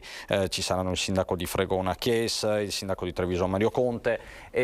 Perché è importante questa giornata? Perché sarà importante? Ma sarà importante perché è una giornata dell'amicizia, è una giornata di solidarietà, è la giornata dello stare insieme, è la giornata dell'altruismo su una casa di Veneto Agricoltura, della Regione Veneto, dove è un centro estivo per i ragazzi che hanno delle disabilità, che viene utilizzato dalla cooperativa Solidarietà. Non c'era energia elettrica, si utilizzava un vecchio generatore diesel acceso H24 giorno e notte. Abbiamo installato, donato dalla società Savno del Sinistra Piave, abbiamo installato un bellissimo e tecnologico impianto fotovoltaico con impianto di accumulo dell'energia elettrica, quindi abbiamo eliminato completamente il generatore, quindi un grande investimento dal punto di vista ambientale, ma soprattutto secondo me anche un grande investimento dal punto di vista sociale, perché finalmente questi ragazzi potranno stare tranquilli, non sentire più il rumore del motore diesel acceso H24 giorno e notte, ma potranno starsene tranquillamente a godersi il meritato periodo di vacanza. Possiamo dire solidarietà fa rima con sostenibilità in questo caso, non sono parole vuote. Un bellissimo connubio sicuramente. Allora Presidente, io la ringrazio per il tempo che ci ha dedicato, rimaniamo in contatto, aggiorniamoci soprattutto sul fronte del Prosec, di questa battaglia ne sentiremo parlare mi sa a lungo nelle prossime settimane. Grazie quindi a Giacomo Vallardi, senatore e Presidente della Commissione Agricoltura in Senato. Buon lavoro Vallardi. Allora, noi siamo veramente al termine di questa prima edizione, tanti i temi, lo avete sentito, ci siamo collegati con il punto stampa di Zaia, con Palazzo Balbi, lunedì arriva Figliuolo in Veneto per avviare la campagna, la nuova campagna sulla terza dose, si comincia dai soggetti immunodepressi, poi gli over 80, i soggetti particolarmente fragili, gli ospiti delle RSA. Insomma, questo su tutti il tema principale, poi c'è il fronte del Prosecco, non solo, tanta cronaca, ma come sempre tutti i temi che metteremo in fila questa sera a partire dalle 18:30 nel telegiornale regionale, alle 19 Venezia, 19:30 Treviso con Belluno. Saluto e ringrazio dalla regia Italo Morao, Alberto Piovesano, Tony Esposito e ovviamente saluto e ringrazio tutti voi per la cortese attenzione. Buon proseguimento di giornata.